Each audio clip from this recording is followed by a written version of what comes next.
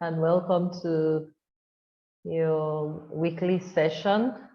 This is the second to the last session, training session of Cohort 4. And our session for today is on growth. The topic we're dealing with today is on growth, and the goal is to help founders focus their business on growth.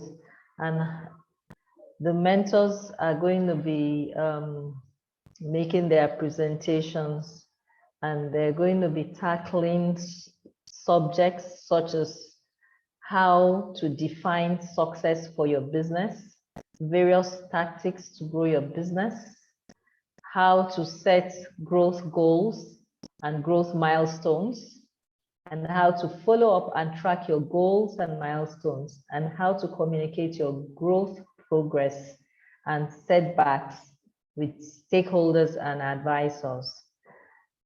Also, we'll be talking about the level of growth that investors expect to see.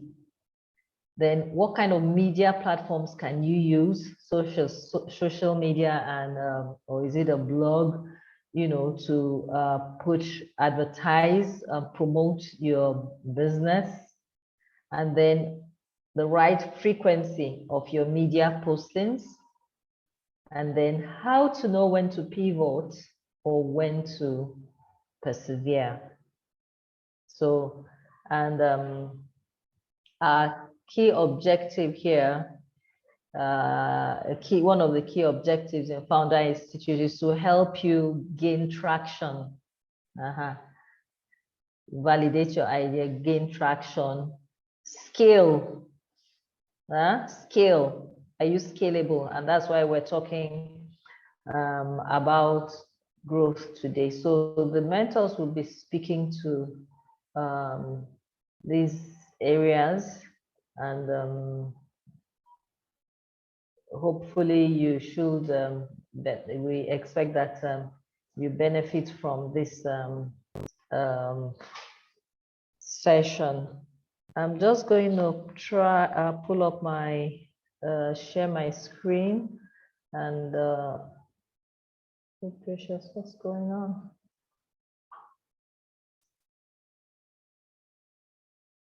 Yeah, okay. Yes, so I'm going to pull up my screen and also share with you some additional info that will be helpful. I encourage you to read if you've not already read some of the articles, which are recommended reading, and you take your time after this session to go through them. They're on your dashboard, and this article here says the best and worst practices in user onboarding. Then viral loop. This talks about, it says how today's smartest business grow themselves. So then Google design guidelines, these are all related to your online marketing activities. And then the definitive guide to user onboarding, everything you need to know. It says here, start using the same tactics and strategies that power $1 million user onboarding funnels. So there's just a lot here for you to read to help you with your growth strategies. The Startup Founder's Guide to Analytics, and then key metrics for popular growth models. Then early adopter marketing, how startups get their first user. So it's all about traction. The investors want to see traction. So that's a major, attraction. The Bootstrapper's Guide to Startups. So you need all of these resources and many, many more. So that's it. Yeah. So what's happening to my screen? I don't know.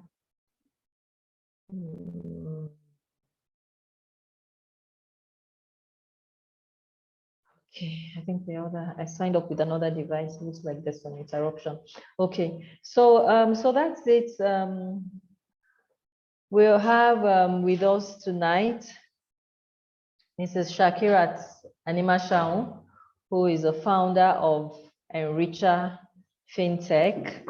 She's also an alumni of Founder Institute Abuja, and Enricher is a global Islamic digital crowdfunding platform which connects SMEs to investors using a mobile app, using several payment gateways, promoting financial inclusion. She is a product of CISI UK in partnership with the Nigerian Stock Exchange Academy with years of experience in Islamic finance administration. She's also an Oracle data and SQL certified professional, and she's currently in the funding lab. So she's one of our top alumni and top grads from Cohort 2. And so her LinkedIn profile is in there, and she's also on the panel tonight to mentor you. Yes. And so also joining us is Samuel in yet. Samuel is not here yet. So we have Shola Adekonye as well. Shola, you're welcome. He's the founder of OIA, Open Innovation Access. We're all quite familiar with Shola and who he is. His organization is dedicated to making impact through innovation in Africa. And for the last 10 years, Shola has helped professionals and businesses find growth and reach for their potential. So he's a growth guru.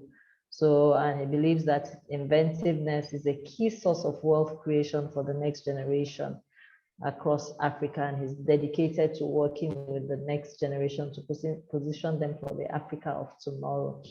And you know, just to add, as we had a meeting, board meeting earlier, you know, and I was just also charging the directors, you know, about, you know, our role in Founder Institute and why it matters in the scheme of affairs of our development as a nation. Yes, because we're putting our energy into it to help, you know, build future entrepreneurs who create jobs, make impact in society, solve developmental problems in Nigeria. And so, you know, whilst we may not be, you know, engaged in government or politics, this is our own pathway and our own way of contributing to our nation's development. So what you're doing is very, very important. And I believe that it's also in that spirit. And so when you see the mentors here too, it's in that spirit that they are here, you know, because we have a country to build. That's the truth. Nigeria for Nigeria by Nigerians. Nobody will build it for you except we do it. So that's it. So when thank you, mentors. Thank you for all your support and all you do. So founders, please pay attention, and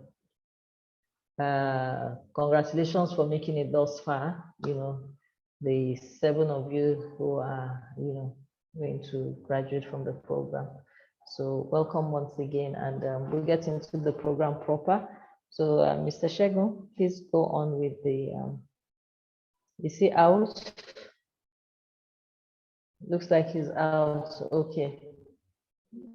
So anyway, so the next item on the agenda is working group reports. Working group reports. So we can take that in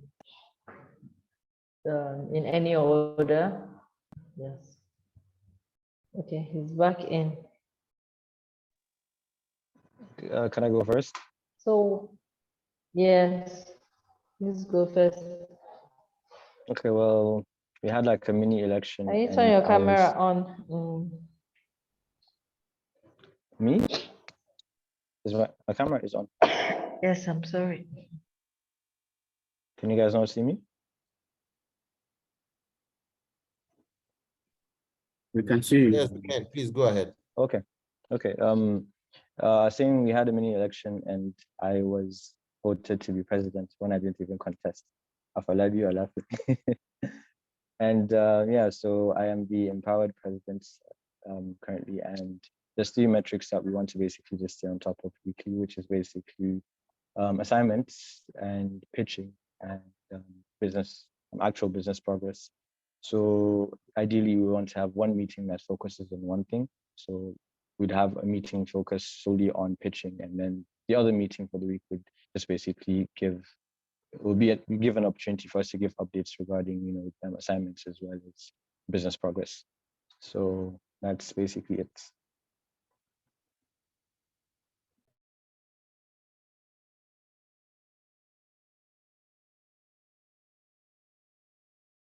Next group. The next group. Yeah, yeah, good evening, everyone. So my group and I, we had a meeting and we voted for our president and I was elected. And so we decided to have 2 meetings per week. One on Monday to talk about our deliverables for the week and how we're meeting up. And also another one after to also talk about what we have for next week. And also we're trying to help everyone to complete our goals for graduation and all the things we have to prepare our pitch deck and making it better.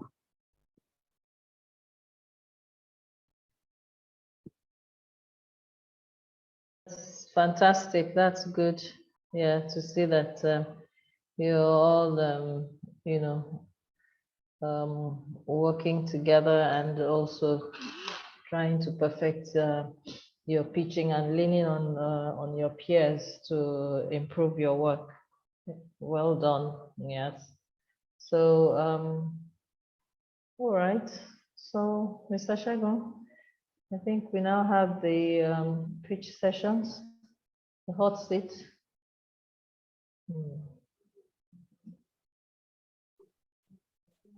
Okay, yes. So thank you for your feedback on the graduation, on your working group. So I think we just want to have a quick chat on plans for your graduation, just briefly, before we get into the pitch sessions. So information was shared regarding that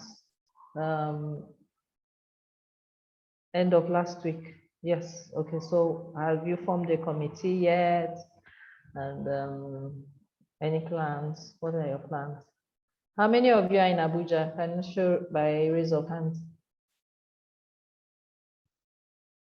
Emeka, I know.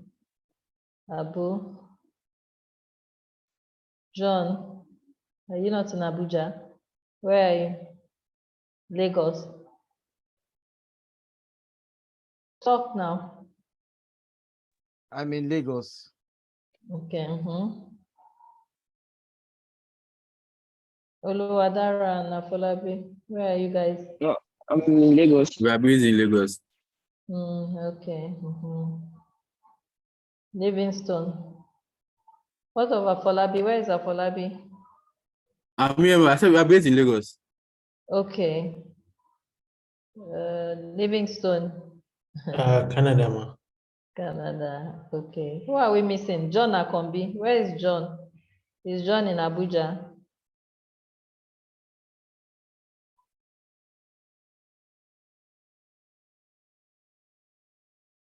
John is based in Ibadan. Last time I spoke with him, but Okay. I'm not really getting to yeah. Okay. Okay, so what has happened? Have you formed a committee for this graduation so that we know what you're planning? Or you want an online graduation like this? We'll do it online like this.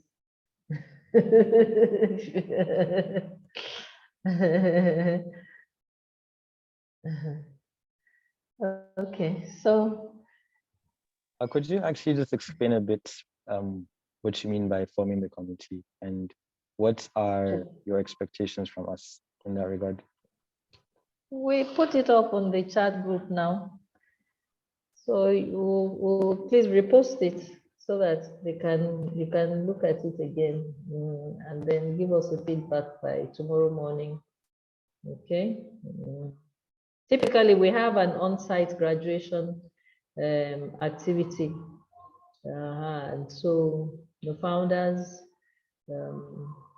whether you're in Lagos or not, you come. Except those that are abroad. Yes. Usually, by 80% of the class usually comes in from Abuja, from Lagos. That's how whatever demography has been in Abuja. Most of them come from Lagos and they do come in. So anyway, so I will repost the information, then you can let us know the plan, and you can join us by live streaming, but it's always fun to have you in person. So let's move ahead into the program of the evening. So, so we want to go into the hot seat. Okay, Samuel is here. Okay, you're very, very welcome. Happy to see you again. Samuel is also one of our key mentors of Founder Institute Abuja. He's CEO of Zido. Zido is Africa's #1 digital freight broker. He's a serial entrepreneur, strategist, international keynote speaker. His resume is very, very long. He's also a startup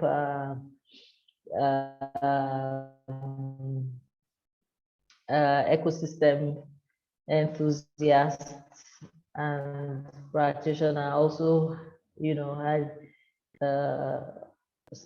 run startup on his own, and you just name it. Also an investor, you just name it. So some of you've already met and had office hours with all the mentors. So he's not a stranger, familiar face. So welcome, happy to have you.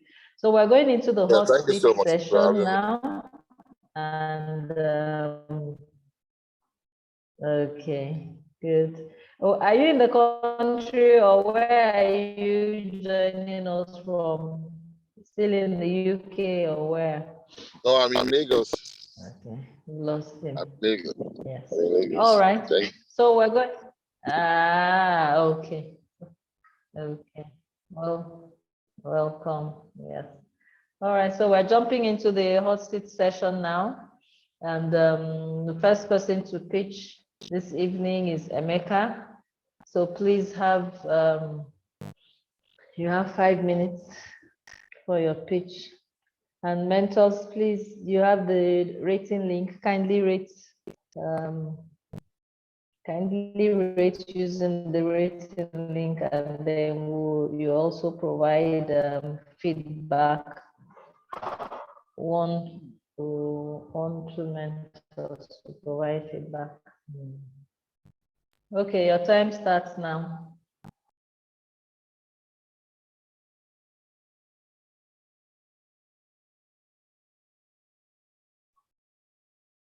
Can I start? Yes, your time starts now. Okay, sorry, I got muted. Oh, I didn't know. Okay. Yeah. Zoom2Buy is a handshake between e-commerce and trust. We want to make our customers feel comfortable by trusting us. And so this journey started when we built our first platform called Show Your Trade, and we onboarded 500 sellers, but we couldn't gain momentum because we had trust issues. And these affect close to 125 million Africans, West Africans in particular. And so we conducted a survey and realized that 40% of those that did the survey had suffered from some form of fraud. About 55% of them bought something and got something different from what they purchased. And about 51% of them couldn't get what they wanted at the time they wanted it at the cost that was comfortable. And this has affected a number of our customers. One of the persons they affected is Dr. Oge, who doesn't buy online. So what we want to do is to assure her that we would run a database check of the ID cards of our sellers from a government database.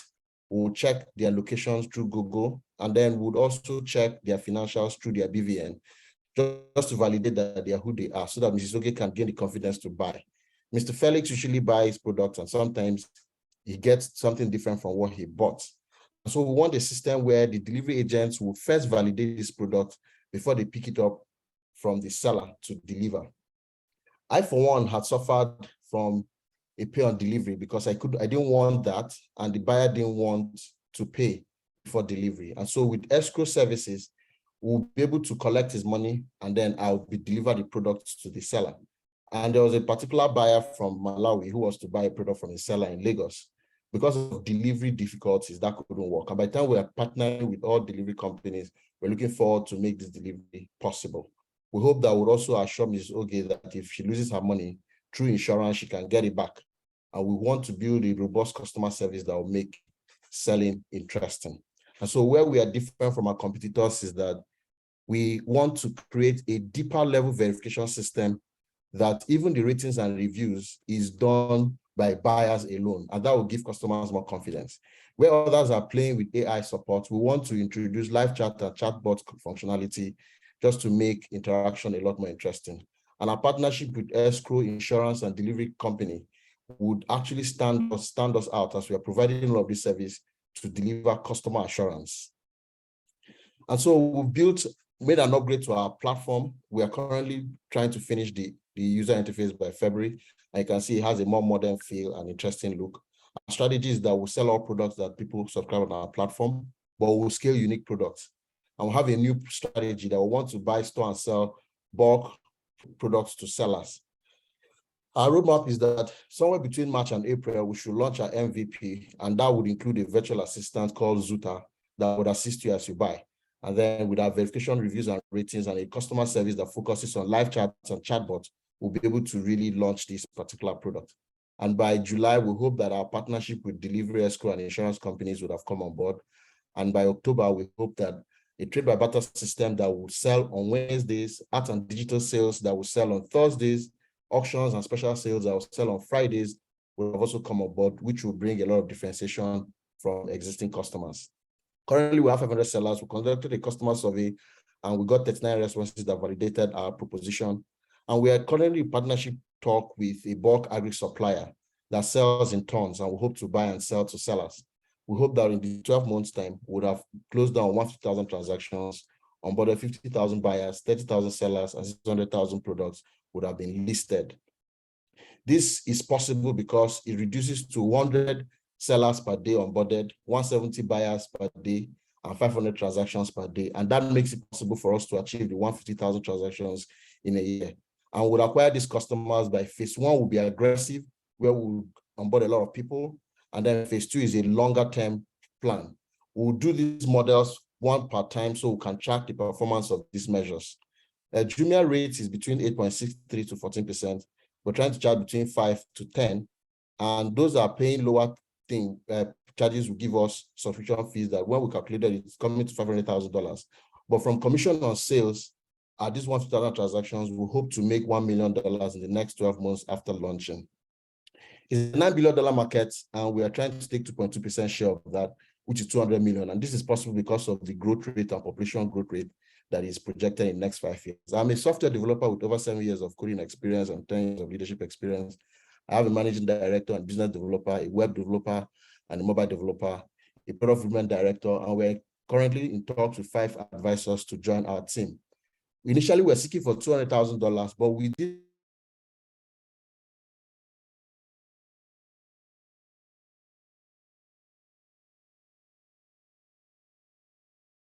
The time is up, and so you'll be muted.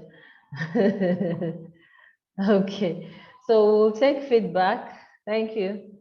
Yes. So we'll take feedback from Shola.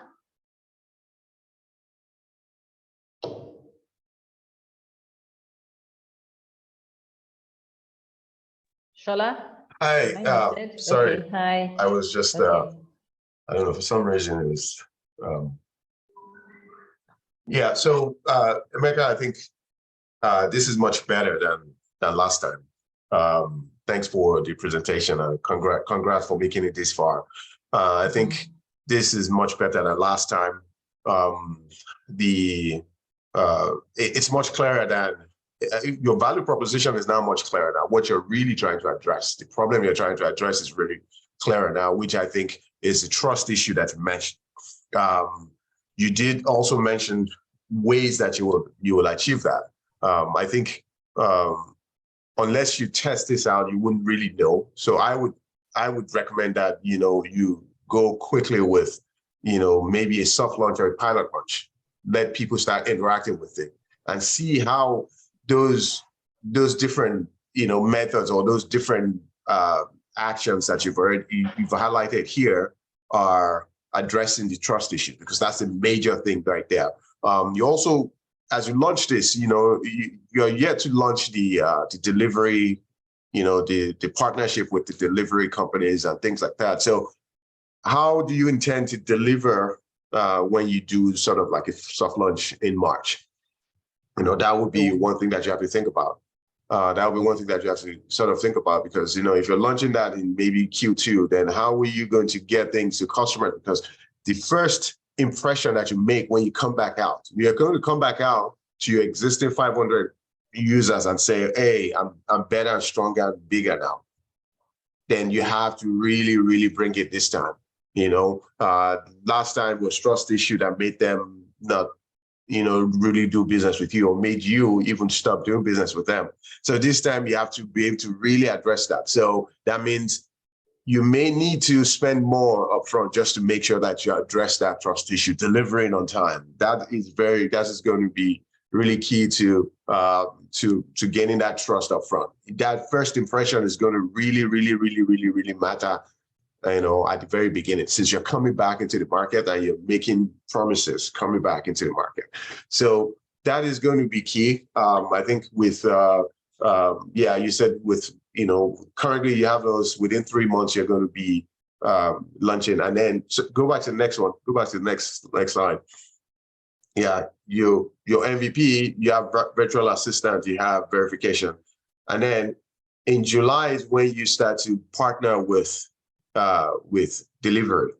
So what happens between April and July? So that is also going to matter. I think your voice is down, but if you already have that figured out, that's okay.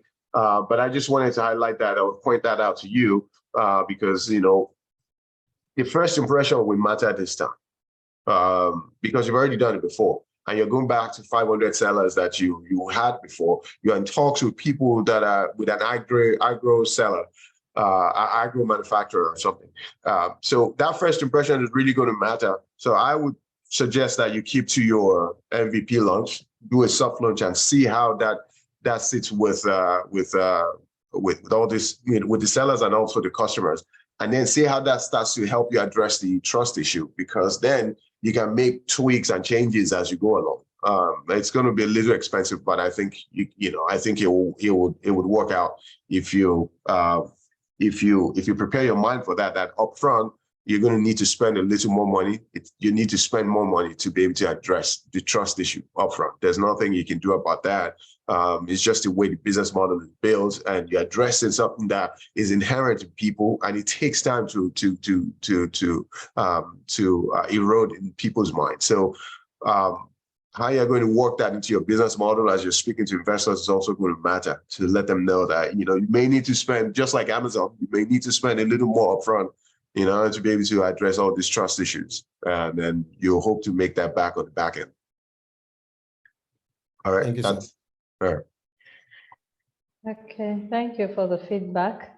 So we'll get a second feedback from Samuel. Thank you, MD.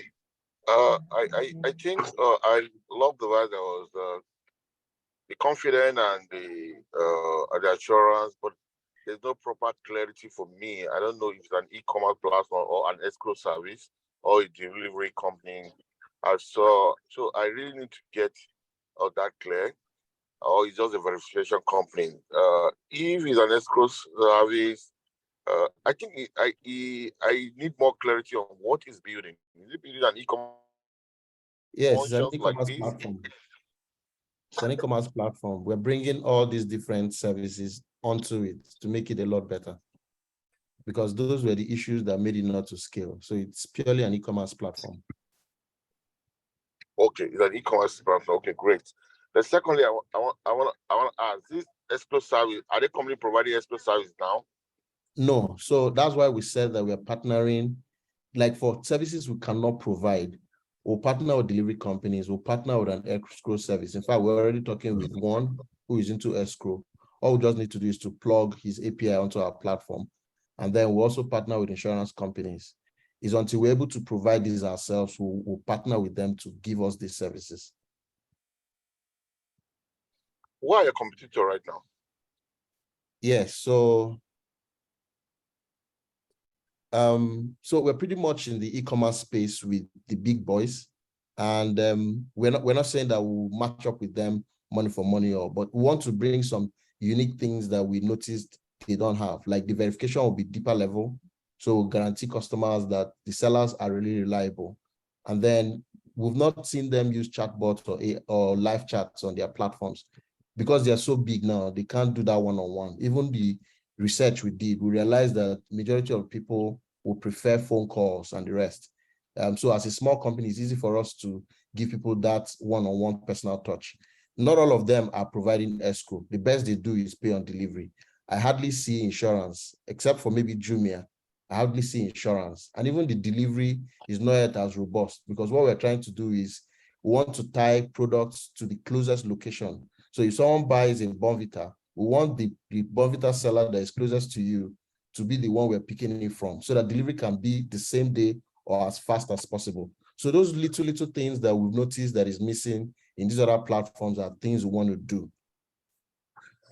Okay, for me, I think, honestly speaking, the market is, even the guys in the market are not doing fantastically well. But there are some things you're talking about that look very interesting, like the challenges you're identifying. Look at it very well, because I remember sometimes you want to have a big company with a big boy, but eventually you're able to identify something that stands you out, and you focus on that, and that just turned out to be something very big. This escrow survey, this verification you're talking about, I just want you to be careful. Look at what's the position of Jumia right now, what's the position of Kunga, and what are the likely infrastructure or whatever, and see if you can get something done with the little market, or if not, is there anything you can provide for these people to give more value or something like that.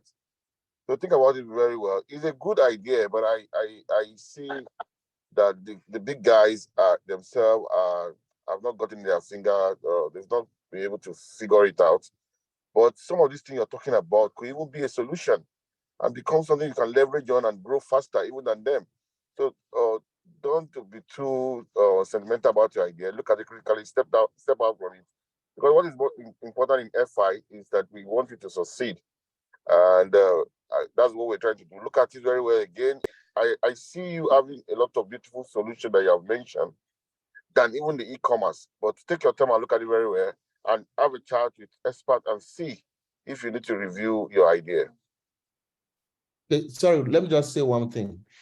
We conducted a survey, and it's from even this survey that is giving us the confidence that these are the things that is discouraging people from buying online. And that is why we laid it out. We're not going to do all of it, but we hope to, one at a time, start taking care of it to give customers that confidence that they can deal with us. Thank you. Okay, Emeka, if you can hear me. I can hear you. If there's any question there, Emeka.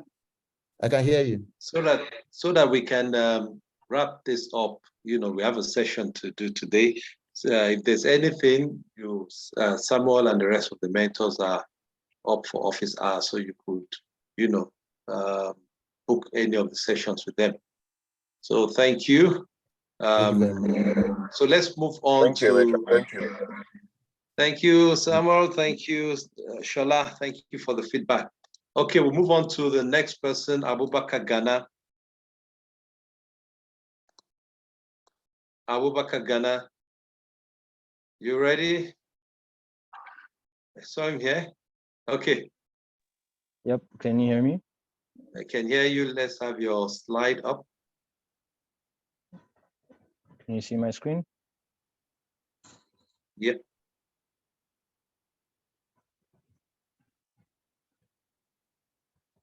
Can you see it? Yeah, it's coming up. It's coming up.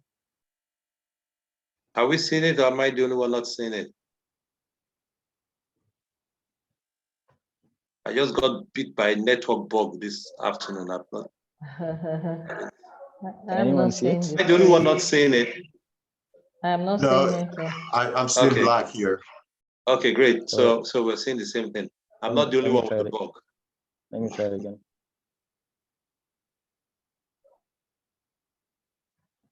Can you see? Can you see now? Hello? No, I can see No. it. Hello? It's just showing your Oh. name. It's just showing your name. Okay, 1 second. Let me. Or could we have the next speaker, then while I resolve the issue?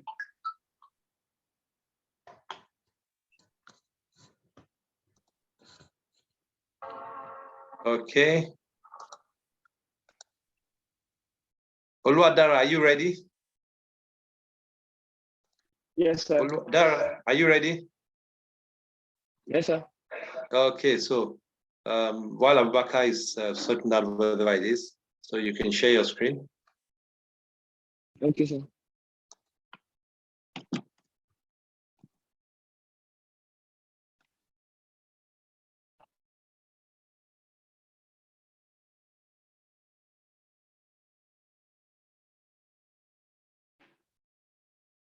Okay, I'm ready, sir.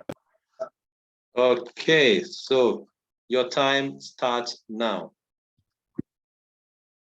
Good day, everyone. My name is Manuel Wadara. I'm the co-founder of SMS Protect. And today I'm going to take you on the journey of SMS Protect. SMS Protect is a SaaS mobile application to mitigate the increase in the loss of financial assets and financial records due to the increase of successful SMS fraudulent attacks. Our mission statement is to give back control of data and information to its owner. We did some analysis and statistics shows that in the last 2 years, there's been an increase in the rate of successful SMS fraudulent attacks. And this has caused an increase in loss of assets, financial records, and personal records. Most statistics show that 85% of attacks on mobile devices do not involve emails. And mobile devices are the major way Nigerians store their personal record, financial record, and do financial activities. This is Mr. Femi, and due to messages he's heard from family and friends, he's heard of people getting attacked and their money being lost, and he's scared he might be the next victim and doesn't know how he can detect these attacks. Here comes SMS Protect, a mobile application that is able to detect these attacks and notify him of these attacks to make sure he's safe with every SMS that comes to his mobile device. The product has an AI model that is going to be able to detect this attack by reading the patterns of these attacks and making sure we don't have any fraudulent patterns. Also, it has a URL checker that's going to be able to check every link in the SMS to make sure that they are not links to fraudulent websites or links to download anything fraudulent on his mobile devices. And also a privacy feature that allows him to select people he doesn't want their SMS to be scanned. So his personal conversations are not scanned. That way he can build trust with us. We're able to do some analysis and also test our product, our MVP, and it was able to detect some fraudulent messages that were sent to our users. Our target markets are smartphone users, mobile network providers, SMEs, and banks. We did a competitive analysis and we found some of our competitors in Nigeria and also in Africa. And we differentiate ourselves from these competitors by making sure the content of the SMS is safe. And also with our AI model, we're able to, by retraining our AI model within 2 to 3 months, we're able to keep up with latest fraudulent patterns to make sure we are able to detect these patterns. And also by updating our URL checker, we're able to keep up with latest URL links that attackers use. We have for our business model, we have a freemium plan, a premium gold and business plan.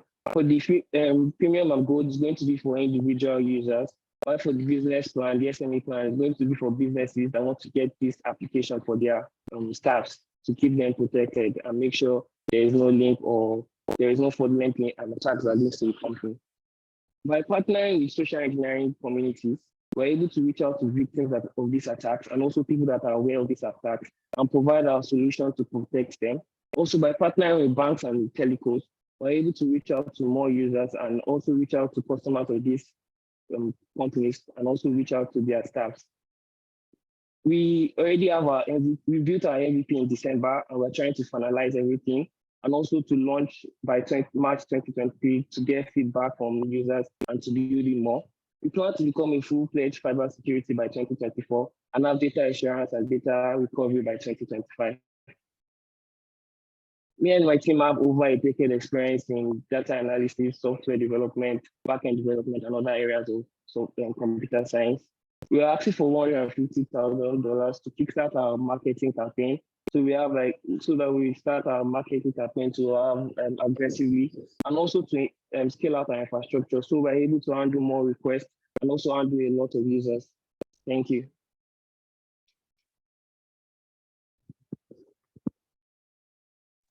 Okay. So that was good. You did it within 5 minutes. So we'll take feedback from Shakirat and Shola. Take feedback from Shakirat and Shola. Mentors, please, the feedback session should just be your feedback so that we don't go back and forth with questions for them. And that would prolong our time. Those could be handled during office hours. So Shakirat and Shola, Shakirat, you could go first. Okay, good evening, everyone. Having audio issues, I've actually been struggling to hear the presentations. I hope you can hear me from this end. Okay, you can hear me. Okay, yes. I'm wondering why Oluwadara has slides going to 21. Is it still? And I saw that that's actually your final pitch deck.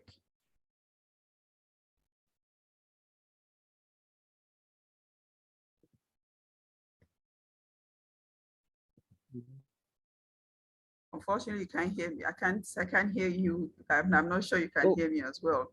But I'm wondering why the slides are quite voluminous. I was thinking you should have things around, probably around 11.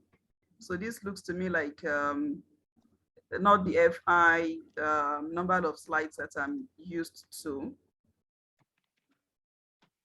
And secondly, about the concept, even the beginning of the deck, quite a lot of intro before getting to. I didn't so if you could trim down his slides.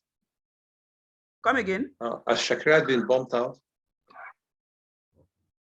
I didn't get that. Looks like you're going back and forth. We didn't get that last. Okay, I said the number of slides, that the slides are quite many. I don't know why it was the solution. And probably that's why you had quite a number of slides even before the statement of the problem that we are used to, which I think would have been about the first slides that quickly tells us what problem you're trying to solve, and probably followed by the solutions you're trying to prefer. You had the particular case of a 40-year-old man that has businesses, blah, blah, blah, but you didn't actually bring out what problem he had, in my opinion. So I think you should be very clear about this is the problem and this is the solution, and probably adopt the model that we're used to, where you have your ways of solving it, your strategy, the model and all that. That would help. And that's one. Then two, the SMS phishing, I should call it, or the attacks and the likes, of course, getting more and more popular. It's a space that I feel would be good to explore. However, the prices, I saw in the last presentation, Emeka was talking about the freemium offer, trying to probably call it Leo, or trying to pace people into buying the solution.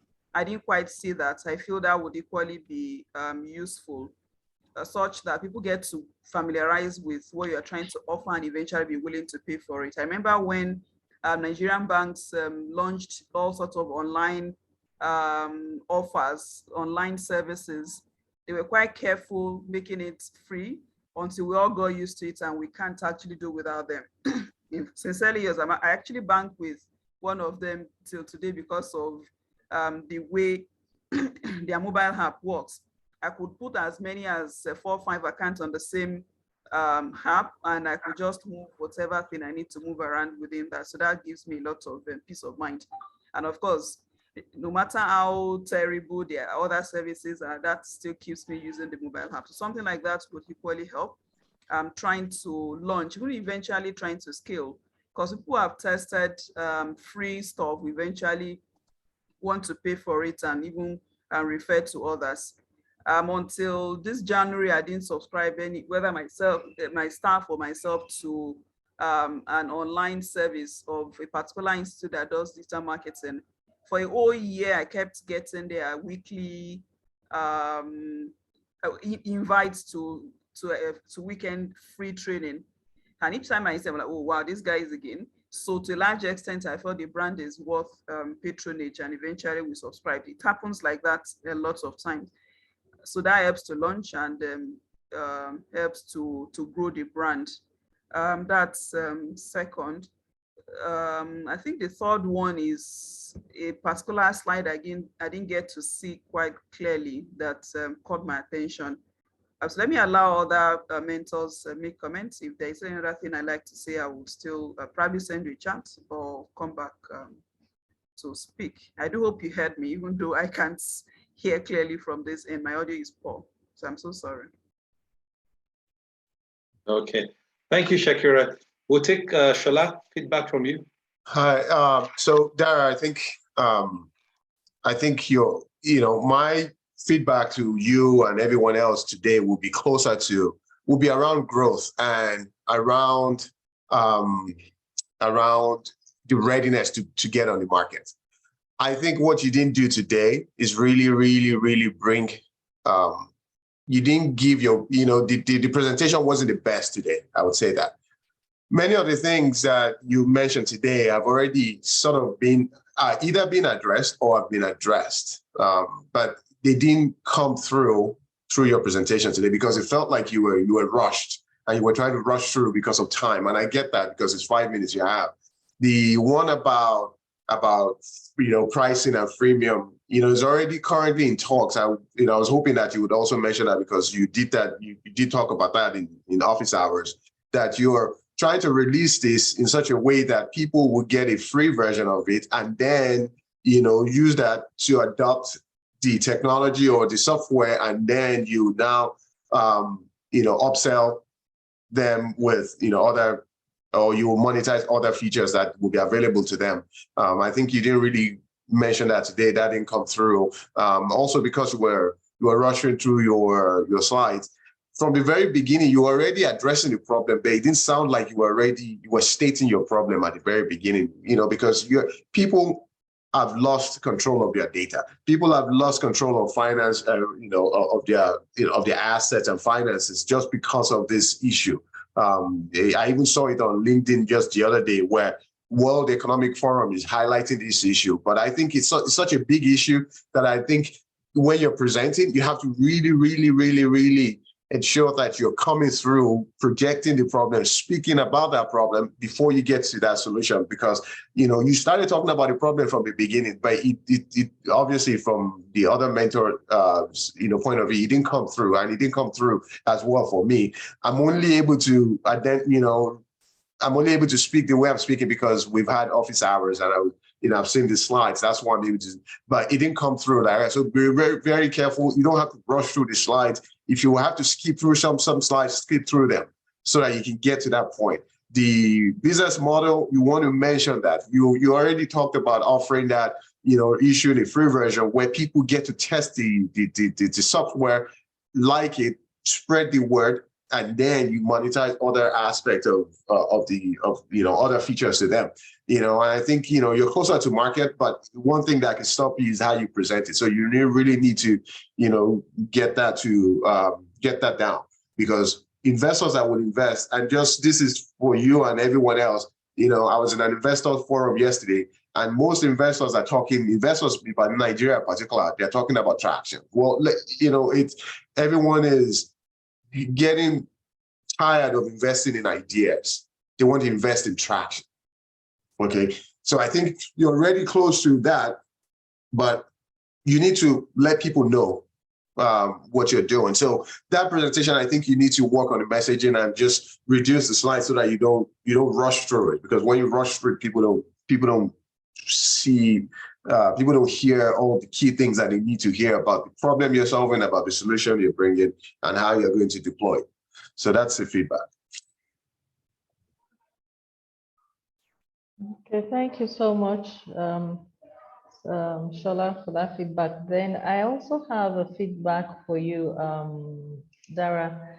Let me pull up your slide. Let's see the slide that has your team composition.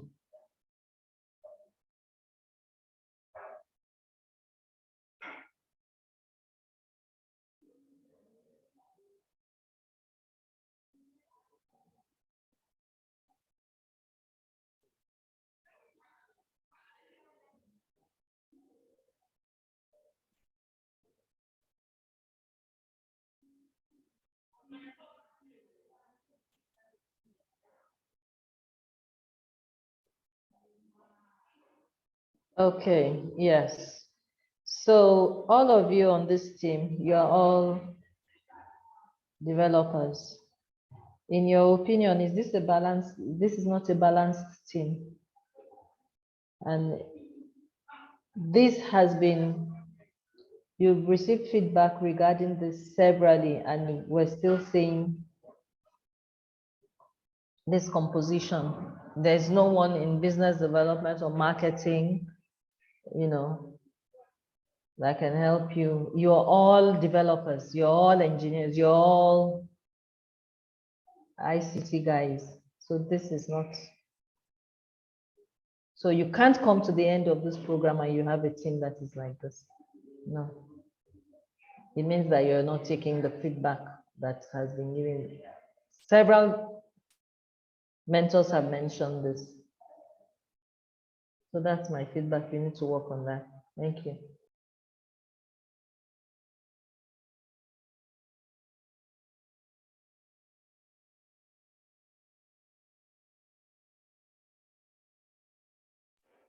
Okay, Mr. Shagun, I think we're done. Okay, Abubakar is still presenting. Abubakar.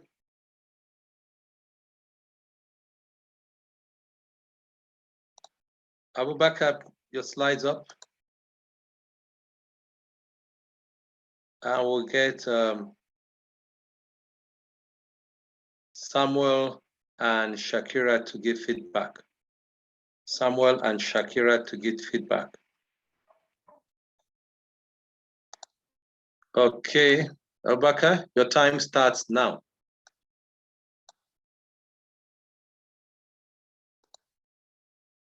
You're not ready? Oh, sorry. I thought I was unmuted. I was speaking the whole time. Okay, so your time starts now. Yes, we see your time starts now. My company, Outliers, is creating an online learning platform to help the over 20 million unemployed youth in Nigeria start and grow SME businesses while positioning them for funding. The main problem we're trying to mitigate is the fact that there's a huge job deficit in the country. It all started when I was in NYSC, and I met a lot of people who didn't know what they wanted to do after their service years. In addition, we have over 100 million people who are 0 to 35 years old, of which we have over 30 million of them considered to be in the labor force, and unfortunately, you have over 20 million of them currently unemployed. Moreover, there's also a general disparity with what's being taught to people and what they actually want to learn. And this basically stops the exploration of niche opportunities within different markets. So our solution is an open source online learning platform in which professionals from different industries can essentially transfer their skills by creating and selling online courses on our platform. So this way we'll be able to show the users the different locally available opportunities in the hopes of getting them to become self-employed job suppliers with a market-first approach to creating courses and industry offers. So this way we hope to basically explore those niche opportunities and guide people through them. So our product is an action pack, which consists of basically courses as well as an online workshop. Right? And if you open the chest and take a closer look, we have two types of courses, one being open source courses in which anybody can essentially come on the platform and create a course and sell it.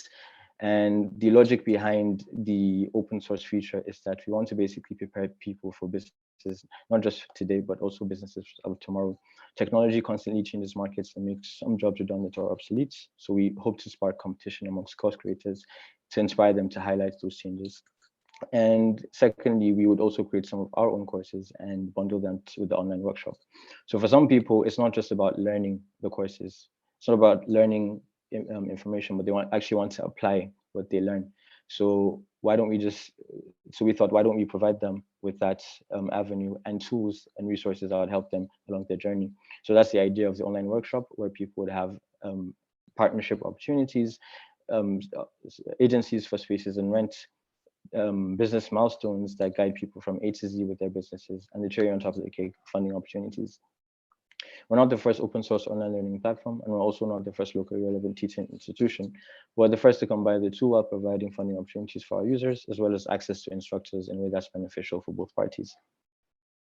So we didn't want to basically launch the platform without anything to sell. And having realized that, we thought, okay, let's start from one corner and basically build our way up. We chose the food industry to start with, as entrepreneurship is very broad. And when I say food industry, I'm referring to businesses such as food businesses, restaurants, catering services, etc. We created a campaign called the Foodie Early Ambassador Program, and that program has allowed us to basically generate leads of people interested in starting these types of businesses. And also, we've been able to find out what those people want to know and what their biggest obstacles are. We found that over 70% of our over 50 respondents have said that finance or capital related issues are their biggest obstacles to starting. So that inspired us to see how we can mitigate that through social investment institutions. And we're currently in talks with Smedin to achieve the same. So throughout the process, we've been able to generate a community of over 50 people. We've partnered with 3 top performing industry professionals in the food industry, and we've partnered with an award-winning PR company called PR Nigeria. And we forecast to grow our community to 300 by the end of January. So we have course sales and subscriptions to the online workshop for our revenue model. For course sales, we intend to earn commissions from the curated courses and also from the courses that we are going to create. And for those people who just want the online workshop features, they can subscribe to that separately. And it's open to not just learners, but also instructors as well. So we intend to get 14%, we intend to target 14% of the unemployed labor force in Nigeria at the start, and hopefully grow into other African countries. So we intend to basically pre-sell our courses to our existing leads, and we also intend to grow those leads. Once we finish the pre-sell, we'd pre-sell at a discount, by the way. And then once we're done with that, we would basically launch the courses with the platform itself. So from that point, anyone can basically come on the platform and sell a course. We'd also look for sponsorships from social investment organizations to sponsor people to go through our courses. And we would basically then rinse and repeat what we've done with the food industry with other industries that people are showing interest in, for example, food, agriculture, tailoring, technology, etc. And we'd lastly launch our. Thank you, Abubakar. The 5 minutes is up. Thank you. Yeah. Yeah, I know you had some slides. You still have some slides. So we'll take feedback from Samuel and Shakira. Yeah, good stuff. Well done, Shegu. So I was just thinking. Take feedback from Samuel and Shakira. Okay. Okay, well done, Shegu. Okay, I think great platform. I'm just, I hope that you are not the one that's going to be providing the content. We're going to get creators to provide those content. They should look into that so that You're not creating content, you're also providing the platform. Okay, look at how you get resources, look at how diverse resources.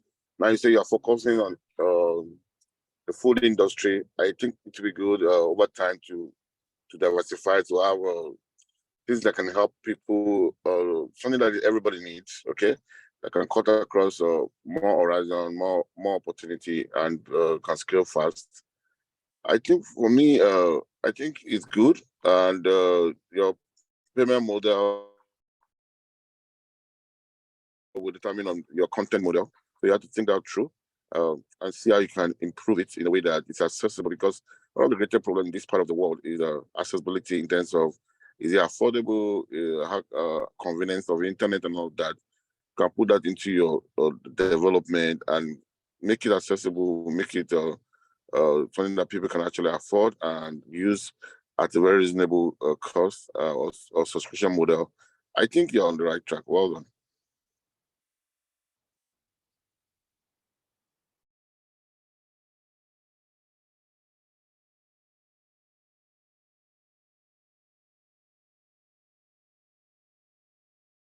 Out of, okay. Thank you for feedback, mentors. Okay. Second.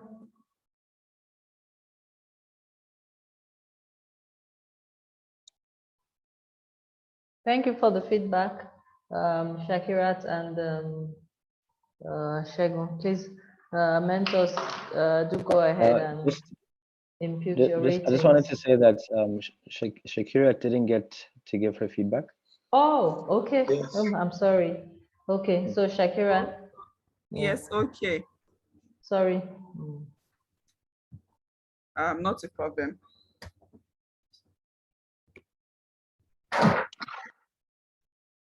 Well, I think Abaka is I think I should say that's my call. Education is where I started from, and I can say that it's a product that would always be needed.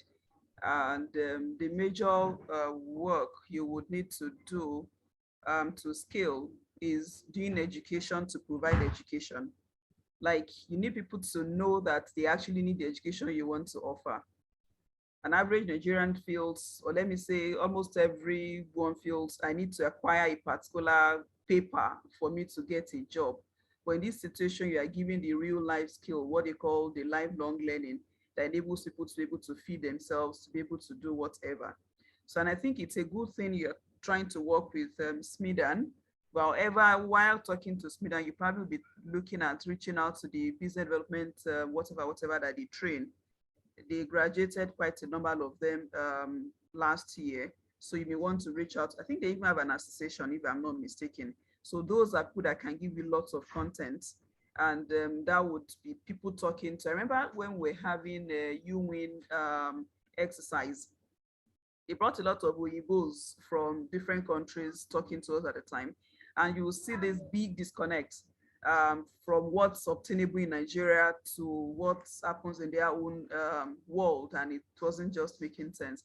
So dealing with people who are in this environment, who understand how things work, I think would really help, and that's why I quite like that your style. I mean, your slide talking about the local content people around here. So I guess you're on the right path. But what you probably need to check that may help is how other countries offer NVQ, what they call National Vocational Qualification. Bangladesh has a fantastic content, and I think UK too has something that is very good. So that would really help, and that will give you the tools to administer the learning, to do the assessments, and equally to bring in industry into it.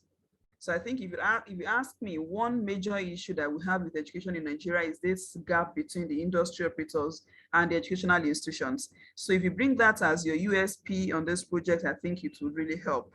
Situation where what you are saying is what the industry actually needs at the time. I referred to this training institute in my last feedback too. What this guy does is basically digital marketing, nothing else. You know, and in that space, he's been able to put so much together that as an employer or as a Nigerian seeking employment opportunity locally or globally, it gives you something that you can say something, tangible. So you may want to emphasize that, ensure that what you are giving is what the economy needs at the time.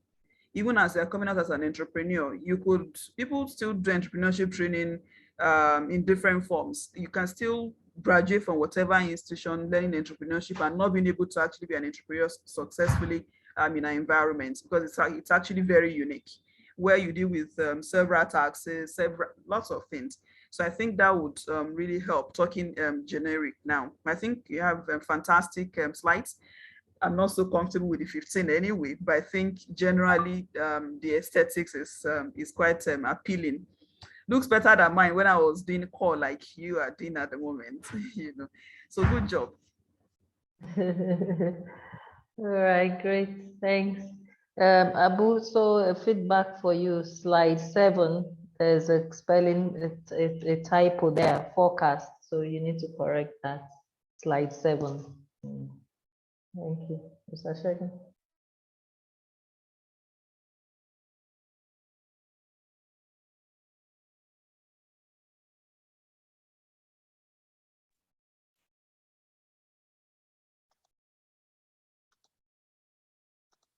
Okay, so we can move on to the next item now, which is presentations by the mentors.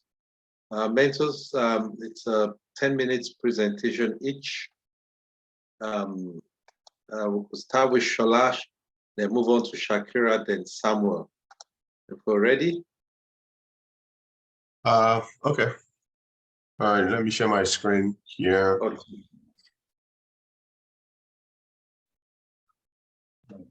Give me a minute here.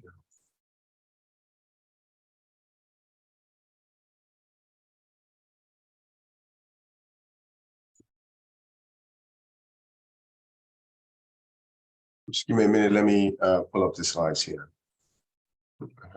Okay.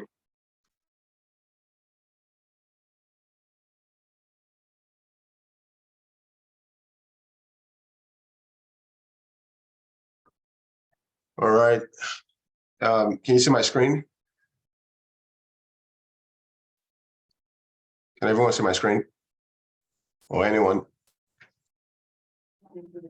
Yes, we can. Okay, that's good. Thanks for.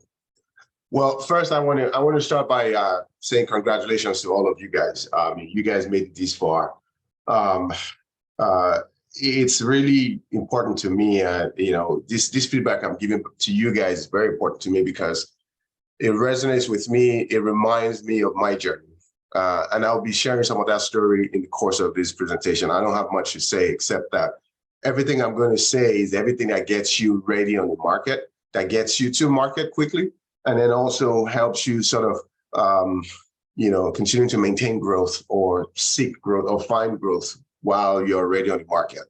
How you continue to scale even after you launch.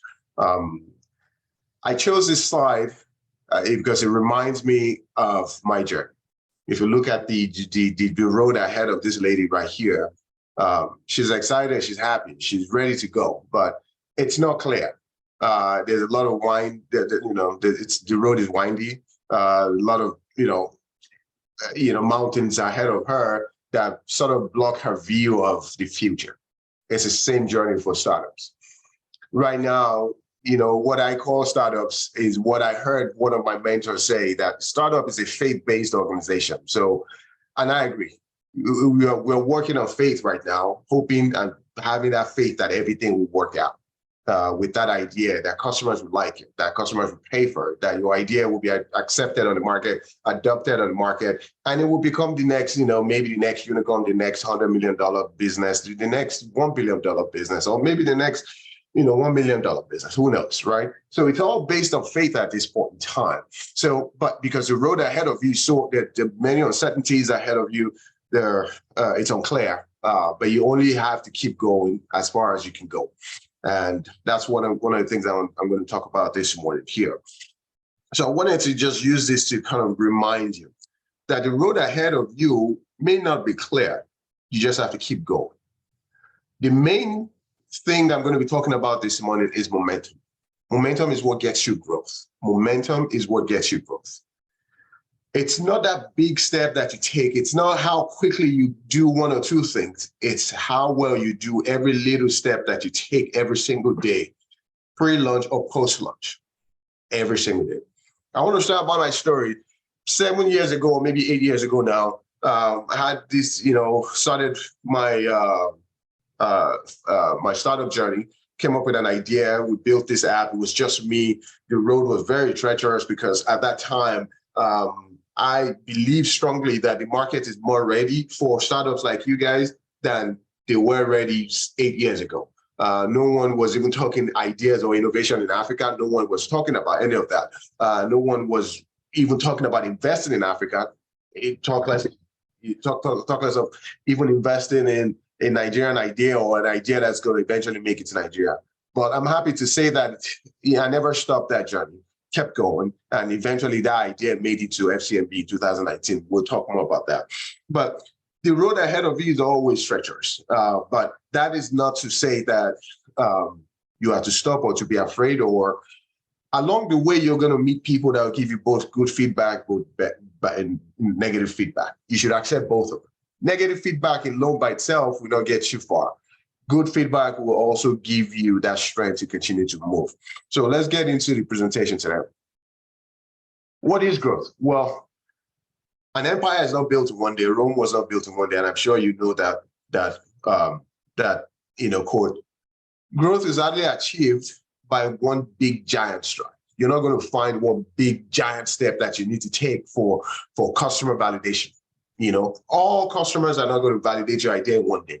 So there's no one giant step that you need to take. There's no one secret formula anywhere that anyone can tell you about that you need to go do right now, or this magic potion that you need to go mix up in your room and then take out there and customers will start buying your idea. None of that is going to happen. When I started my startup journey, there's so many different things that I needed to do. I wanted to do all of these different things at the same time.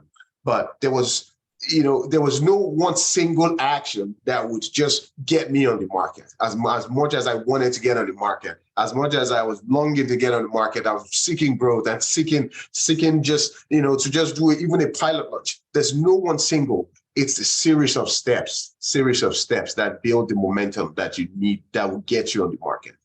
It's a series of steps.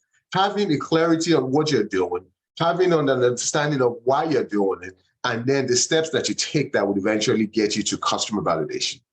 What you ultimately need to do, if I go back to this slide, at the end of this journey here, a customer validation. A customer validation, the eventual destination for you is not customer speaking about your idea. It's not investors speaking about your idea. It's not mentors speaking about your idea.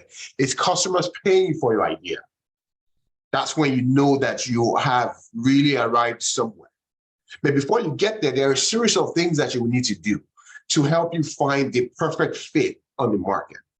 You're going to need to adjust your pricing model many times. You're going to need to adjust you're going to need to pivot a few times in order for you to actually get to the point where you have that perfect fit with your customer. Remember, you are a faith-based organization at this time. You have an intended value in your mind, what you're trying to bring to market, what you have perceived as a problem on the market and the solution that you're bringing to solve that problem. Customers always have a different perception. So until you find that perfect fit, you're going to need to keep going on the journey. And that's what really, really, really gets you far. You need to take those series of steps that you need to take every time.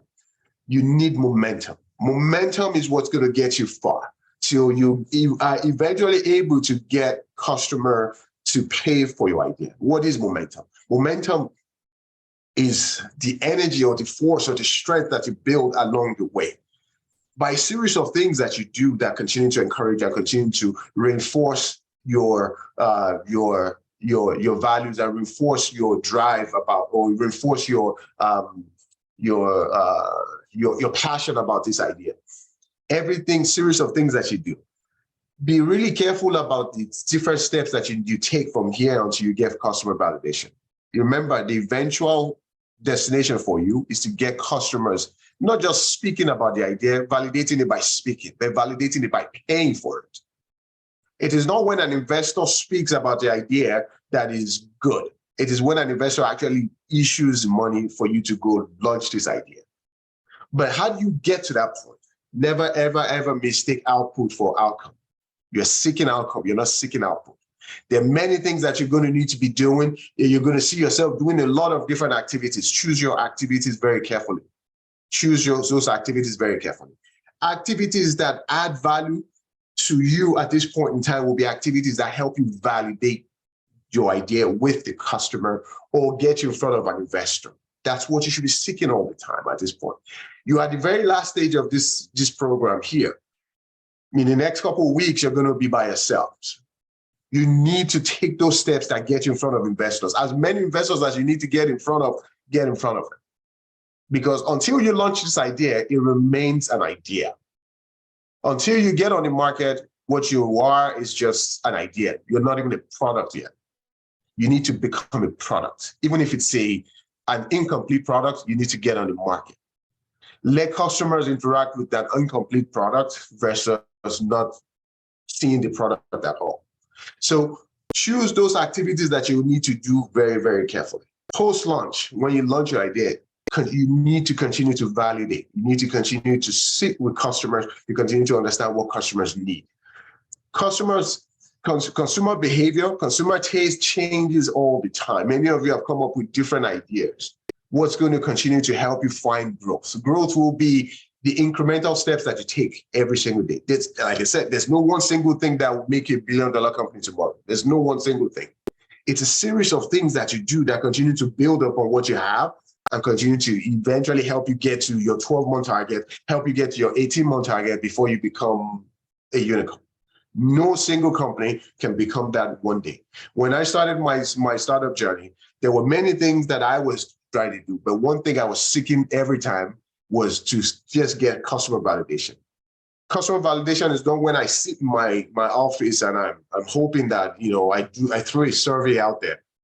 I need to get a pilot out. So I got a pilot out because until I get a pilot out, I don't know what customers are really thinking. I don't know if they're really going to like this idea or not. So there's no way, I'm farther away from becoming becoming a company. Not even to talk about a $1 million company or $2 million company. I'm even far away from becoming a company if I just have an idea that I'm talking about every single day. But once I launch the idea, even if it's incomplete, I'm closer to being a company because then I can get some feedback from market. I can go tweak the idea based on the feedback that I'm getting. I can get in front of investors and tell investors that, hey, you know what? I've already gotten a few people start to accept my idea. Investors are going to like that, and investors are going to say, you know what, take more money to help you continue to expand. What you are really seeking before you can get to that customer validation where a customer is paying, there's going to be a series of things that help you get to being able to repeat that same. You need to get what they call a flywheel.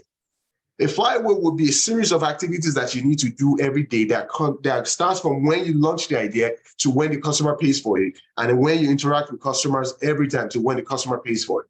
Every time. That flywheel, you need to get to that every time. And it needs to be repeatable.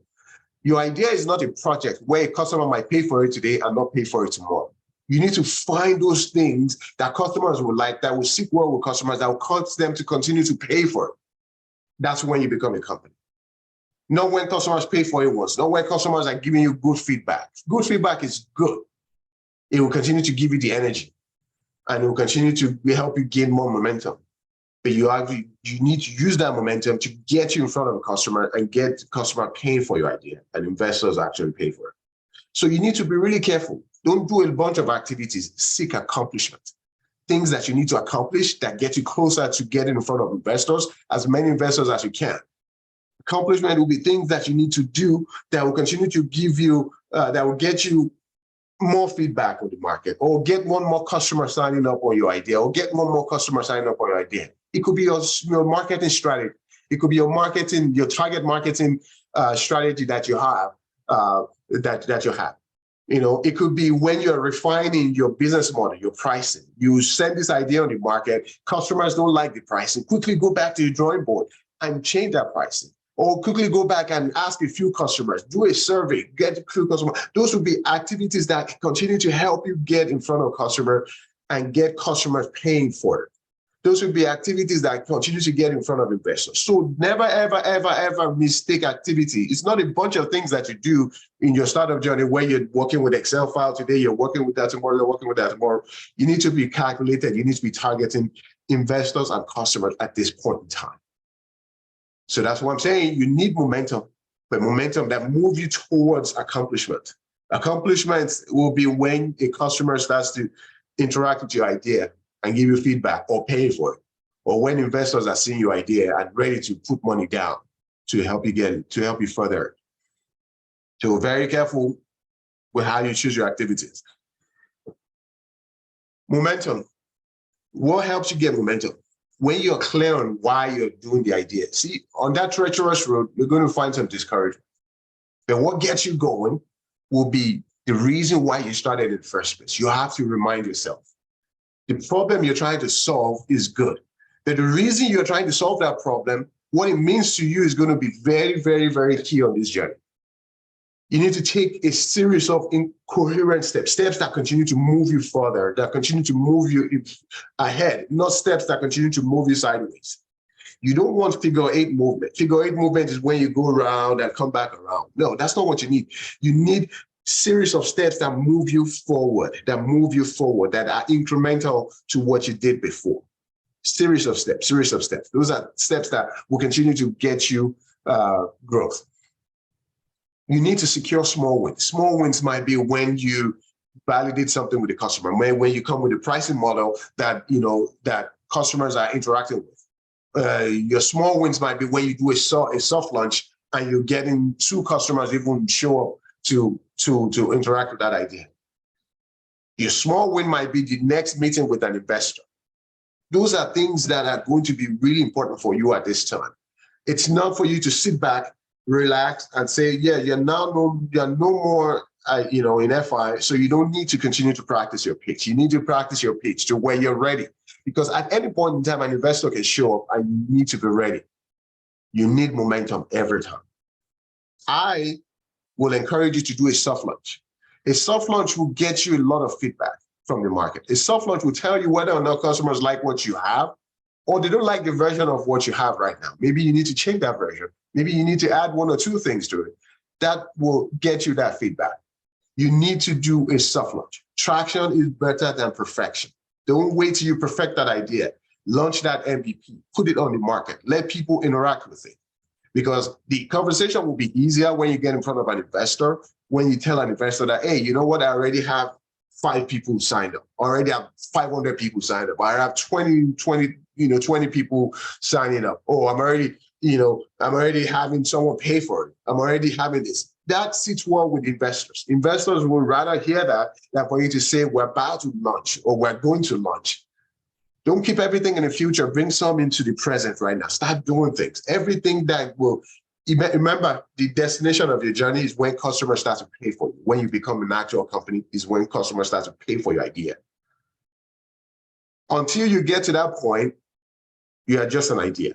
So all the activities that you need to be doing right now need to be activities that get you closer to getting on the market, getting in front of customers, getting customer validation, getting feedback with customers, getting investors to getting in front of as many investors as possible, because you may need to get in front of many investors until before we got in front of FCMB, it took a while. We did so many surveys. We found that people in India were the ones liking the idea. How come people in India are liking the idea and people in Nigeria are not even caring about the idea? We got that feedback, went back to the drawing board, and we adjusted a few things before we even got in front of FCMB. You need to continue to gather those feedback. Investors, remember, they prefer proof of concept than for you to come with an idea. So be very, very careful with the activities that you do, with the steps that you take, with the choices that you make at this point in time. You're going to graduate from FI. You're not going to get a lot of people holding your hands. You're not going to get Shegun or Lydia or anyone else holding your hands anymore. You're going to be by yourself. What are you going to do? What steps are you going to do to continue to take, to get you that momentum, to continue to move you closer and closer and closer and closer to market? See, the good thing that all of you have right now, there is a more than 50% chance of success for you guys now than when many years ago when we were trying to launch any idea at all. Because right now, the need has been highlighted. Investors have seen Africa, they've seen the potential, the market opportunity, and they're ready to invest. They just need the right one to invest in. So there's more chances for success for you guys. You just need to prove it. You need to get in front of the investors. I'm going to leave you with this quote really quickly. This is a very, very important quote to me. You are a temporary organization, meaning that until you actually become a company that customers are coming to all the time to buy and pay for your idea all the time, you are not a company yet.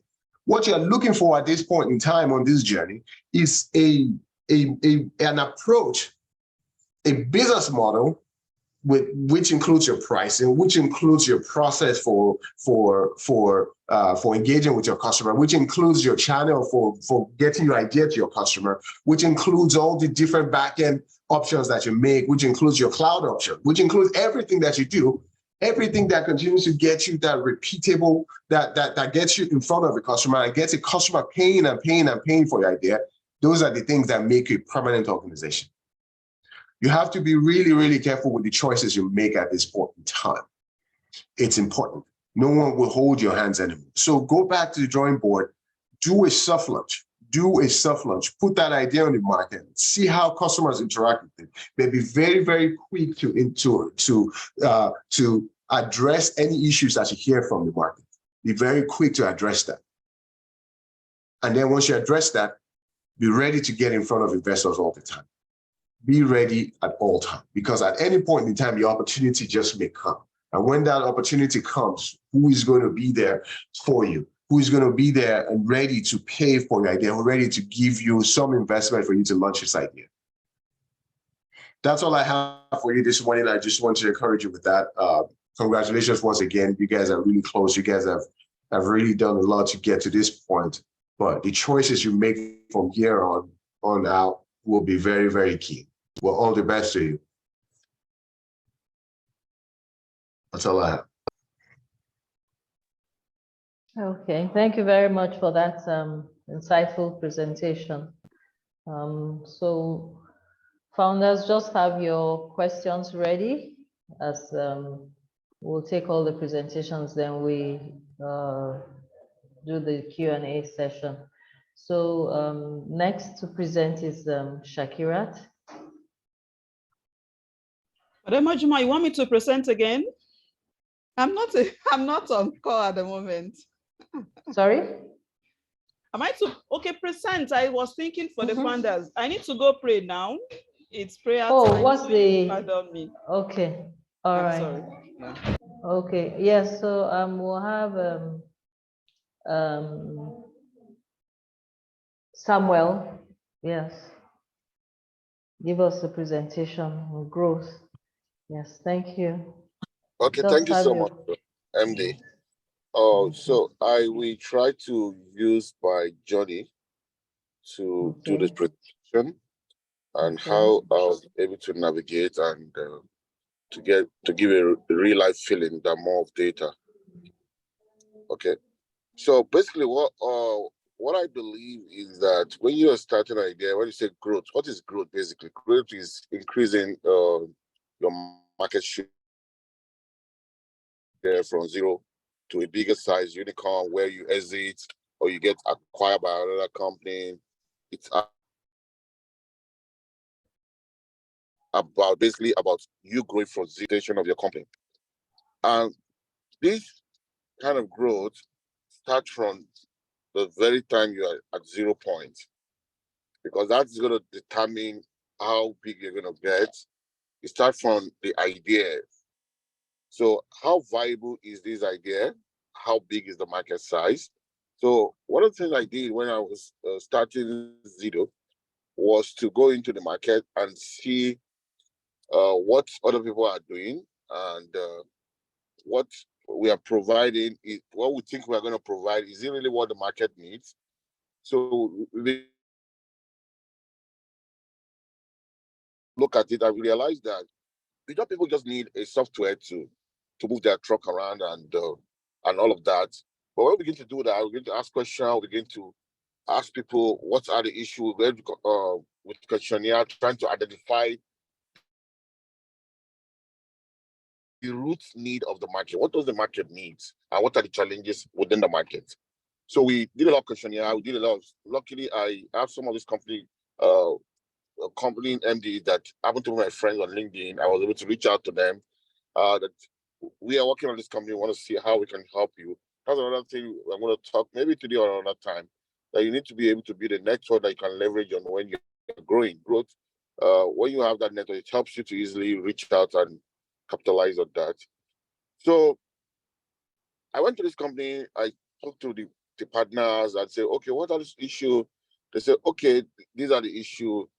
Over time, we tried the first model to see, okay, let's give you guys help you with technology. We realized over time that the problem was actually not technology, was actually operational fund.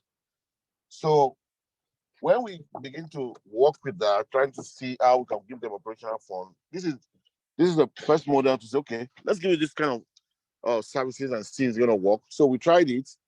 After several months, we realized that the major problem is the funding, and also they also have this perception, the market has this perception that we're actually coming into the market to devalue their brand, that we want to compel them to work with us, and all of that. They still want to have their company name. They are looking for a kind of white label solution and all of that. So we went back to the drawing board and later realized that we could actually allow this guy to run in their name while working on our platform. We don't necessarily have to get them to change their, to be we are the one that is fronting with the customer and all of that. Now, it will amaze you that for all the time we've been trying every other solution, we were using a little resources that we had because we don't want to expose ourselves to a lot of losses at the early stage. And this thing you need to watch as a startup founder. Don't just think whether you have your family money or your friends' money is not an opportunity for you to begin to jump around and take risks. You have to be careful about everything. If you don't be conscious of your growth and cash flow, you get an attitude that even when you have the money, you might do the same thing. So we realized that, okay, these guys, they need an operational fund and they want to have their brand. So we came with a product called joint operation, okay? When this company run in their name. And in a while, we are able to grow very fast. One, we understand the perceptions. We realize the perception that they want to have some ownership. We realized that they need some funding. So by the time we did that, we were able to play our competitor in the market because we are doing something that is totally different from what they are doing. Now, even every other person were comfortable operating and working with us over time. So we did that. And again, another thing we did that is, as we were doing that, we also realized, how do we realize our revenue model? Because I will tell you, aside the growth, one, you need resources, you need to make profit. So how do you capture value for the company? So we begin to do that. And we started by giving a flat rate of commission. And we later realized that every industry, people in the container industry, they are comfortable giving 10%. Those people in the flat, what's it called, sided vehicles, prefer to do 5% and all of that. So we'll be able to come up with a revenue model that fits all the industry. Within a short time, we'll be able to get a market product fit. And I remember one of the customer called one day and say, Zido, you will realize you've not lost any money or any goods within the 24 months you've been working with us. And I smile. I said, because the partner have sense of ownership in the business. So what I'm saying apparently is that you need to research the market, understand the true need of the customer, because you're not going to that market because you want to do business. You're going to the market because you want to be sustainable. You want these people to come over and over to use your product and be comfortable with the money they are paying you, and you are also capturing value. You're also happy, and the company is growing. And that's what is important. Then, so we did that, and we saw that we are really making a lot of impact. Then we realized that we started with one company, later two companies.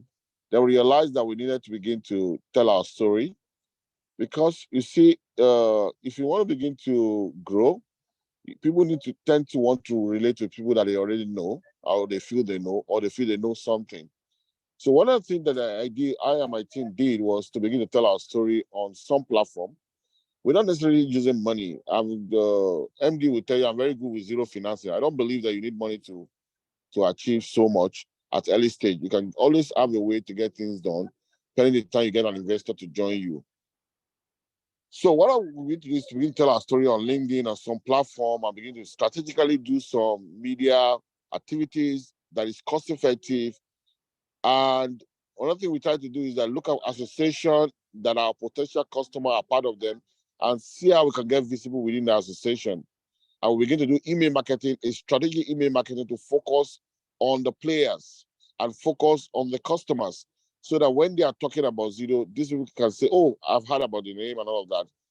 So we begin to do some low cost, because we know our budget. And that's another thing you have to do.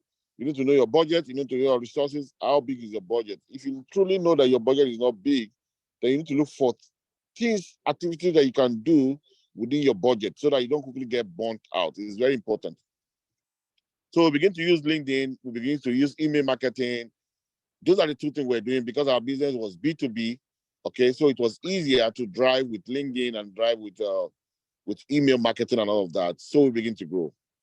And as we're growing, we begin to improve our product. We begin to improve our product. One thing that we did is to go into a lot of partnership. In your growing time, you need to look for strategic way to create an exponential growth. What do I mean by exponential growth? Things, partnership that you can partner with, and in a short day, 3 days, you're having 1,000 users, you're having 2,000 users, you're having, with some kind of exchange of value with a primary person within that controls that ecosystem and all of that. So what we begin to do is to see how we can partner with companies and say, oh, you have your customer, you have your partners, and you have to pay them within so number of days. Can we come in and pay them immediately? So we begin to look for opportunity to create partnership within the ecosystem. So that make us grow very fast. In fact, the shippers, the company, the manufacturing company are the one telling their contractors, their logistics partners that come, go and work with Zido. If you work with Zido, you don't need to worry about A, B, C, and all of that. And the growth was simple, and you need less resources, because when you partner with those companies that already exist, you leverage on their infrastructure. And there's another thing, the brand equity. Because if a company like, for instance, Max Line, which is one of the biggest shipping company in the world, is talking about your brand, it automatically gives a level of brand leverage. So we begin to capitalize on all those strategic partnerships. Before we know, we see that we're moving. In fact, it works like magic. If you are able to build relationship in strategic way with people in such a way that you can also have exchange of value, like, for instance, some of these companies already, they give this credit. And now you're telling them, you don't need to give this credit. Just give me a discount for me to provide this for your customers. So there are strategic way, you look for those, and you have to be very, very intelligent and watching. You have to be ready to listen, interact with people, do questionnaire, try to go into the market, play in the market. Even sometimes the original thing you brought into the market might not be what will eventually come out. Eventually, when you're doing your research, be openly minded. Don't forget, you are there to serve the people. You are not there because you just want to do it for doing sake. So one thing that we did was that over time, we did a lot of partnership, and we have thousands of users. We have a lot of turnover within a short time, and we require a lot of less resources, because the partnerships already have structure they are leveraging on. So growth was easier, business expansion was easier. So one thing I will tell you, as a growth, as you guys are growing, first of all, you need to get your idea right. You need to get your product right. Don't bother so much. I keep telling people, don't bother so much about the passion and the time you have used on the product. Just think about, is product solving the problem? Because you are there to solve a problem. If you get a product right, it's solving the problem. It's easy. You will see that the customer keep asking for it and keep coming back. If you have returning customer using it and they are not complaining about the core solution, but they are saying, oh, can you just adjust it like this? And you're able to see, okay, what they're saying is the general, everybody want that. It's not just one person complaining. Out of 50 people, out of 10 people, they want this function. And you see this function is something that you can actually adapt. You are able to create a product market fit to fit within the ecosystem. Then you are fine. You know you have a good product. And don't get tempted to want to provide everything.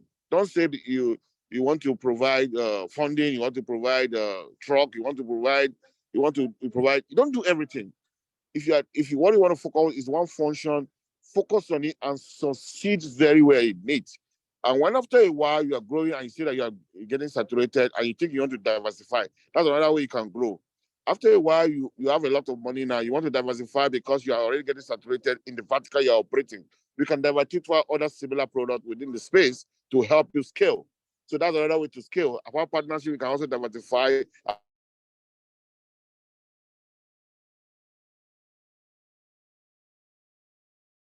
So these are the model that I've used. I can tell you more than 10 startups that are doing $1 million within 6 months, because it's the same thing and it's all about consciously building relationships with people. Sometimes people even have resources that they don't know can make money for them.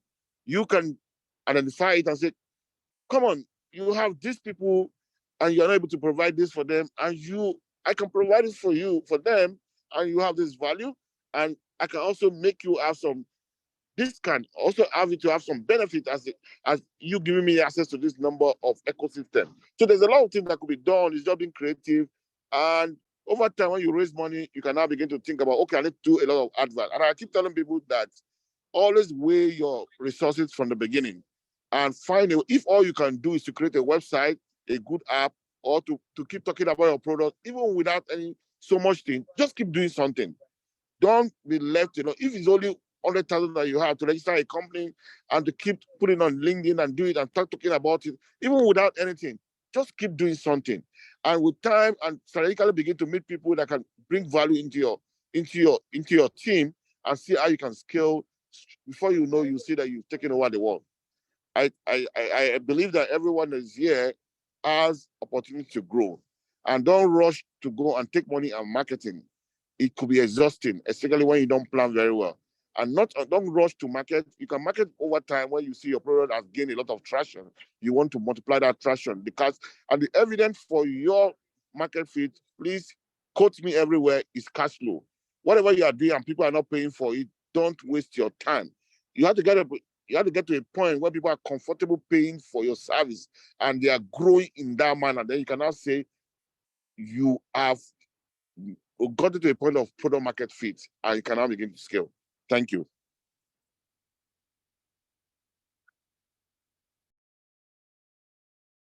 Wow.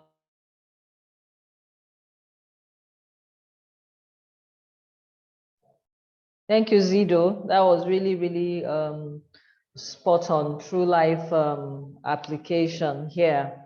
Okay, I see a hand raised. Emeka, questions already? Thank you so much for that. I'm grateful. Mentors, Shola and Zido, thanks. And yes, so please, your office hours, will be glad if you have office hours this week, especially on this subject. And, the partnership strategies you talked about, we'll like to, have you guide all of these founders, on different ways they can, partner to scale whilst they are bootstrapping. Yes. So Emeka, question, I believe. Yes, a question. Okay. Thank you very much, Ma. Thank you, Saz and Ma, for your presentation. It's really wonderful. I'd like to start with Mr. Samuel. We've been struggling to book you online. Every time you come on, we don't know whether it's a spirit that comes to take your office hours. We don't get to see it. So we're asking. Sorry for that. I will try to get my number across to you. I think if calling works better for me, some of people that work with me, they will tell you that calling works better for me. If we call, we talk, then we can do.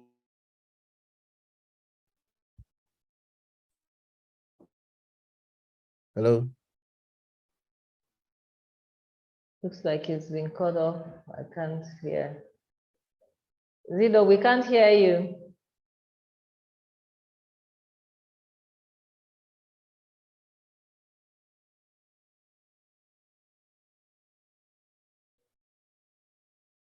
Am I still in the system?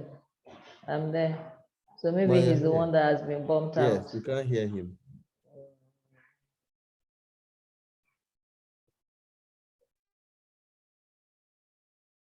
Follow up.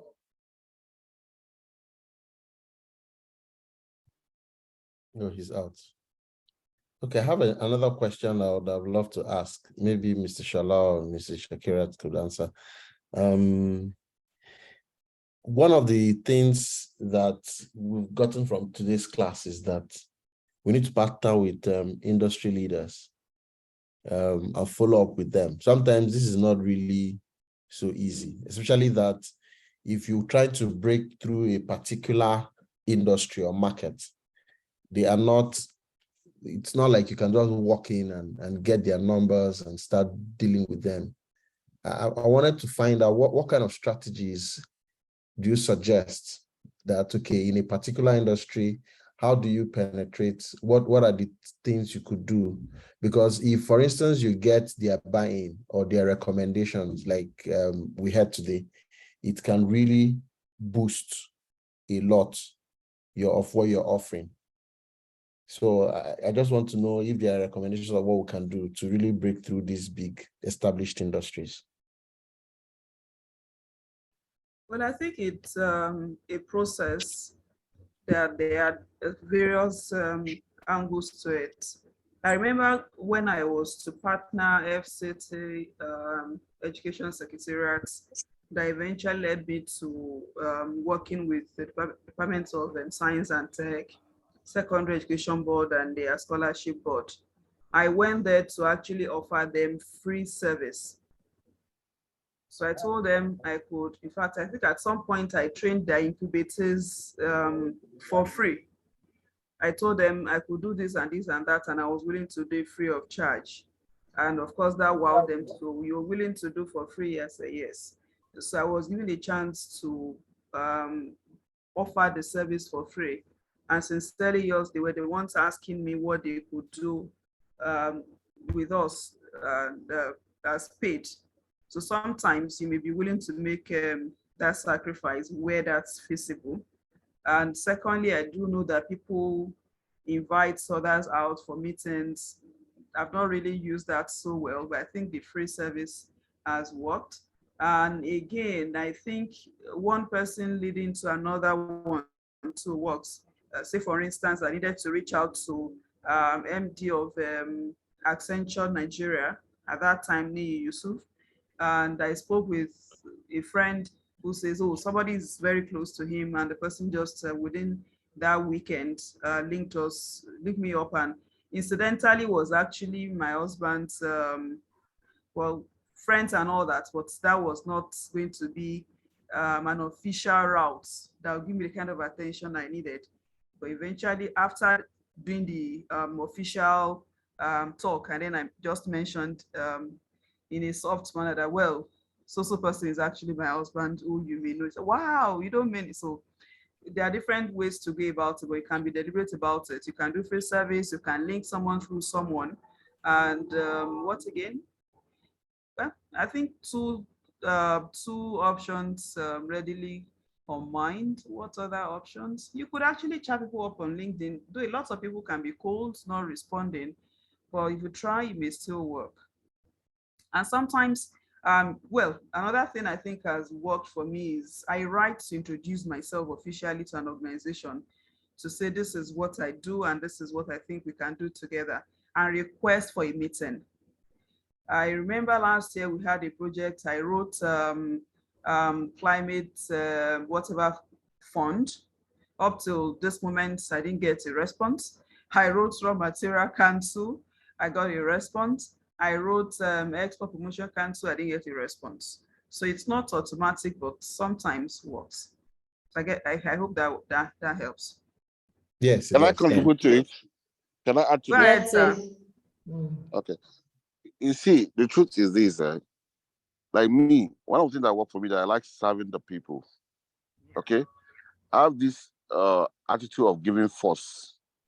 If you have this attitude of giving force, you get anything. You see, there's something that I did when I was coming up. One of the things that I started on the LinkedIn. So this, I know the people that I want to comment on their post. I want to like their posts because they are my potential customer and they're my potential partners, and I've known them.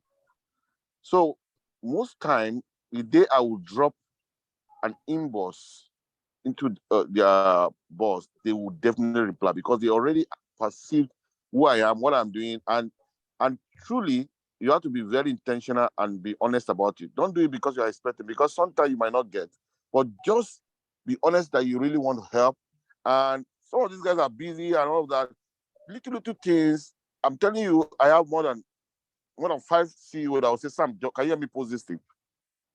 You know, these are people that have never asked for anything because there's no need for it. So if you form the habit of giving for, you might not be somebody that is on LinkedIn, might be other services like what she have said. Look for body to be of service to these guys. Some of these people are busy. Some of these people need some little help, maybe to help them write something. In fact, there's sometimes I help people work on their profile. I'll just look at your profile. When we are just talking, when we have a I'll say, well, your profile is, can I help you with it? I don't think it's good enough. You have more than this. Say, oh, are you serious? Don't worry, tomorrow morning, just send me your CV. I will just do it for free. And person comes and says, Sam, you're just an amazing guy. And the day I'm going to ask for something, say, Sam, anything for you.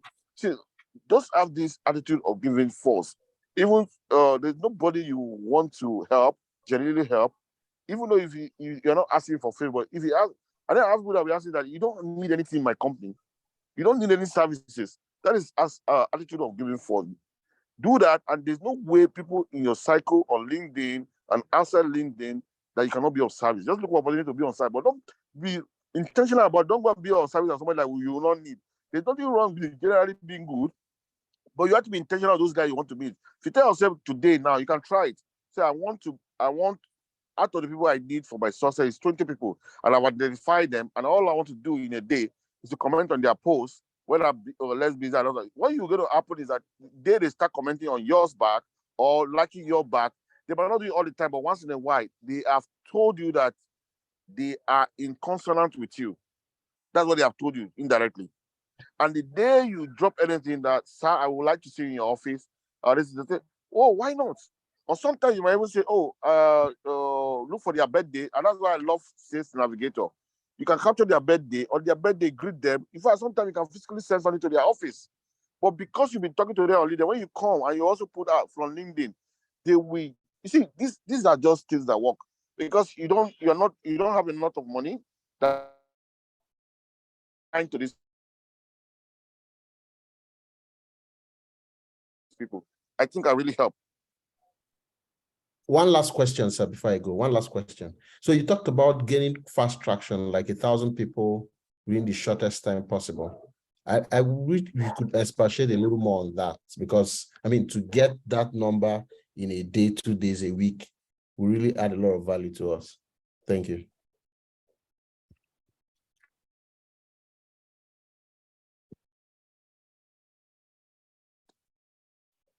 I suppose that question was for Samuel. Sam?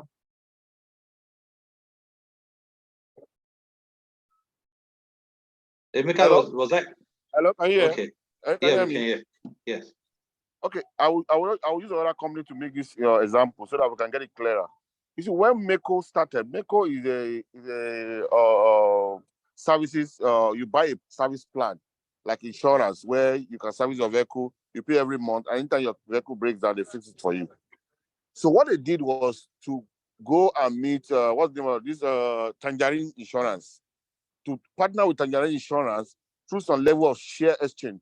Tangerine Insurance already have a lot of people subscribing to their insurance. And they partner with them and say, come, can you provide this, can you add this to your customer, to your product as an added value? And the guy look at it and say, this is a fantastic idea. and I give you some share in my company. Sometimes I say, also, because it's a new company at that time, then I agree to that. But if it's a big company or you don't even want to give shares, not all the time, because okay, can you allow out of the money we make, can you get 10%? Can you get 20% as your own benefit of allowing me leverage on this your network? So there's a lot of models, just being creative about it and being genuine and really. Don't just go and meet people by just want to get from them and not willing to give back. It doesn't work. You have to genuinely want to give back to them and also get something from them. And that is the way it works. Thank you. Thank you for that. Thank you. Thank you, Samuel. Thank you, mentors. Sorry, I was bumped out, and I think I have a bug these days with my internet. So do we have any other question? I'm just jumping in now. Do we have any other question? I have a question for the founders. Okay. Oh, okay, great. I just wanted to confirm, guys, if you've been able to book office hours with Akindayo, because for some reason, I see Catherine basically posting about his office hours, but then every time I check, and I'm constantly checking, I never see him. And some of you have confirmed that you haven't been able to see him as well. I just wanted to get that clarified. We'll just have to find a way to resolve that and get him. Maybe he's also not. We'll have to call him and see. And also, Zido, we need you to also sign up for office hours. We also need to maybe do please the telephone. Later we can do the telephone, but right now we just so if you give us a time slot, maybe like tomorrow we can get on Zoom and then help you set up that account properly so that they can all, because what this growth is really critical. This subject of helping them bootstrap and all the different kinds of partnerships. There's a lot of material they can read that can guide them, but this one, as you talk from experience, practical experience, simple, it's easy to relate to, so that you can help everyone. Please. Okay, ma. Yes. Yeah. Sorry if I may add something to that. I think the other mentors have already, they are spot on with what they said. You have to give something. If you help someone get what they want, they will help you get what you want. That's just a philosophy. That's one of the principles in sales. Now, do you use the same strategy for everyone? So if you were going to maybe a Dangote, you need some from Dangote. What could you possibly offer Dangote, corporation, versus what could you possibly offer another comparable organization that's, similar, maybe small to medium-sized company? The strategy will be different. So you need to really choose, you really need to identify what type of, partnership you're looking for. I'll use an example. Before when we launched this app about 8 years ago, within 1 month, we got 4,000 downloads. But what was that reason for the 4,000 downloads? It was also because we met another company that does training. One of the things that we were bringing was training. We met another company who didn't have traction in the market that we were trying to go to. So we immediately saw that, they had the library of training in a different market, library of training, thousands and thousands of training. So we immediately tried to partner with them or give us exclusive rights so that we would help you sort of bring this to the right market for you. They liked that because there was value for them right there. And they were able to just, see how they could increase their own sales, increase their own market share, penetrate new market. So things like that will be different. The type of value that you would need or the type of partnership that you would need would depend on the different types of organization. When we went to Lagos State, we wanted to meet with, we wanted to get this idea rolled out to all the schools. So we went to Ministry of Education. Ministry of Education in Lagos State would not even really see us directly. what could you possibly offer Ministry of Education other than money? So what we ended up doing, we made a director in Lagos State that we immediately helped us see. Oh, we went to a lady in Lagos State, and then we walked to that lady because she had direct connection to the Ministry of Education. Sometimes you have to identify if you can't really, offer some benefit to a big organization like that, you have to find individuals within that organization that can help you get what you want, that can help you at least get past some barriers to get to the eventual place you need to get to.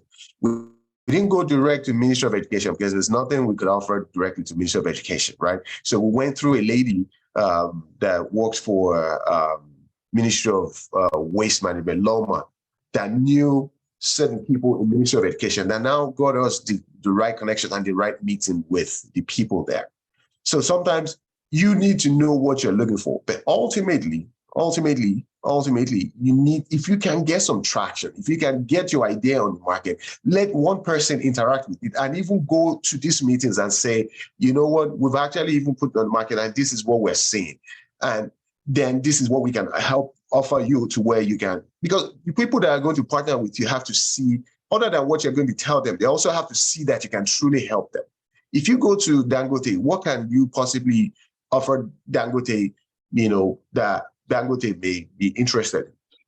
Well, but if you go and say, for example, you are e-commerce and you offer Dangote that, well, we could also, we're getting people buying from us from Malawi. We can get your Dangote cement. We can get that exposure to it in Malawi. Dangote might be interested, but what is your market? What is your user base? How much traction do you already have?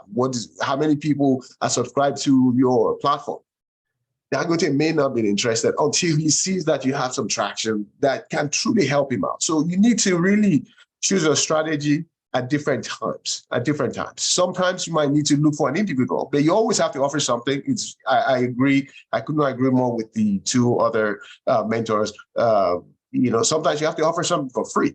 You have to, when we first brought this idea, we offered the app for free. I need you to download. If I can get many people downloading the idea, then I already have some traction. Then if I already have some traction, then I can attract the companies that can help me out. I can attract the company that can help me out. So at the end of the day, you have to choose your strategies, based on the partnership you're looking for. And then also, you also have to be really, I think if you have some traction on the market, it helps. Do the best you can just to get on the market. Get someone interacting with your idea. Then the conversation is easier when you go to a bigger company that you need partnership with, that can help you carry your company from being a baby company to being an actual company. Then the conversation is easier because then they can see the benefit that you can offer them other than what you're telling them you can do. And sometimes you just have to look for individuals in other organizations that have the link to certain organizations that can help you out there as well. But growth is more achievable now than ever before. And I'm saying that because the ideas that you have most of the time there's a need for it. Is how you deliver the idea onto the market that will matter who interacts with it. You need to deliver your idea. You need to know who your customers are. Sometimes your customer, you may have many customers that you're targeting. Who is that number one customer that you need to target first? I can get to traction first. Who has the biggest pain for your idea first? That's who you go to first before you chase the other customers. The other customers may be your, higher paying customers, but the initial customer might be the customer that will just interact with your idea. You offer it to them for free and you can get a lot of people, on your, and I use an example. We had another idea for energy. We found out that energy waste is the bigger problem in this energy crisis. So we developed the device. But when we developed the device, we wanted to get the idea on the market. We first got many people buying into that device first. Well, people are buying. Then when we're now able to get in front of certain people to say, you know what, people are already buying this. If there's no need for this, then people will not be buying. So some other organizations were now ready to have a conversation with us. But for us to get into certain offices that we needed to get to here in the US, for us to be able to penetrate the US market, I needed to go to NEMSA. Nigerian Energy Management, I forget the essay. We got them to certify the idea first, because now it's certified. Then I can bring it here and say, okay, well, I have some validation. You know, it's not only do I have customers buying, not only has NEMSA certified this idea, but I can also help you penetrate another market, which is the African market, if we partner together. So again, who you are going to partner with matter. You know, the strategy that you're going to use with different organizations would differ. If it's a smaller organization, you may need to, you know, they may see the value that you're bringing to the table quicker. A bigger organization may need to see some traction, your user base, for them to be able to even perceive any benefit that you can offer them. Sometimes you may need to go through someone in another organization to help you penetrate certain organizations. Sometimes you may need to just get traction on the market to be able to bring to some people to say, you know what, I have the traction, I have people interacting with this. If you partner with me, you can benefit from this at the same time. So I hope that helps, in addition to what the other mentors have said as well.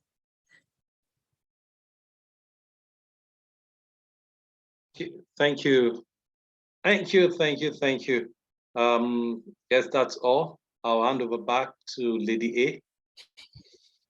All right, so thank you, everyone. Thank you, mentors. We're most grateful for your great presentations as usual. And founders, well, you've heard it all. There's just so much learning, you know, and knowledge that you can always get from FI through, you know, all of these resources that we have, you know, put together for you. So do the needful as you continue on this journey, and do have a great evening. So we shared the information on about your graduation, so please read up on the WhatsApp and come up with a plan, yes, for your graduation. So that will be it for tonight. And mentors, we look forward to having you at the graduation for this cohort. It comes up last week of February. Yeah. So, but we'll keep you posted, and we'll love to see you. And also, we're gearing up for the Energy Accelerator. And so if you have strong founders, you know, who you would like to introduce or recommend to join that accelerator, we're open. So everyone, FI team, well done, and do have a happy night rest. We've come to the end of the session. Good night, everyone. Sleep well. Yeah. Bye, Emeka. Bye. Bye. Good night, Bye, man. everyone. Thank you. Bye, John. And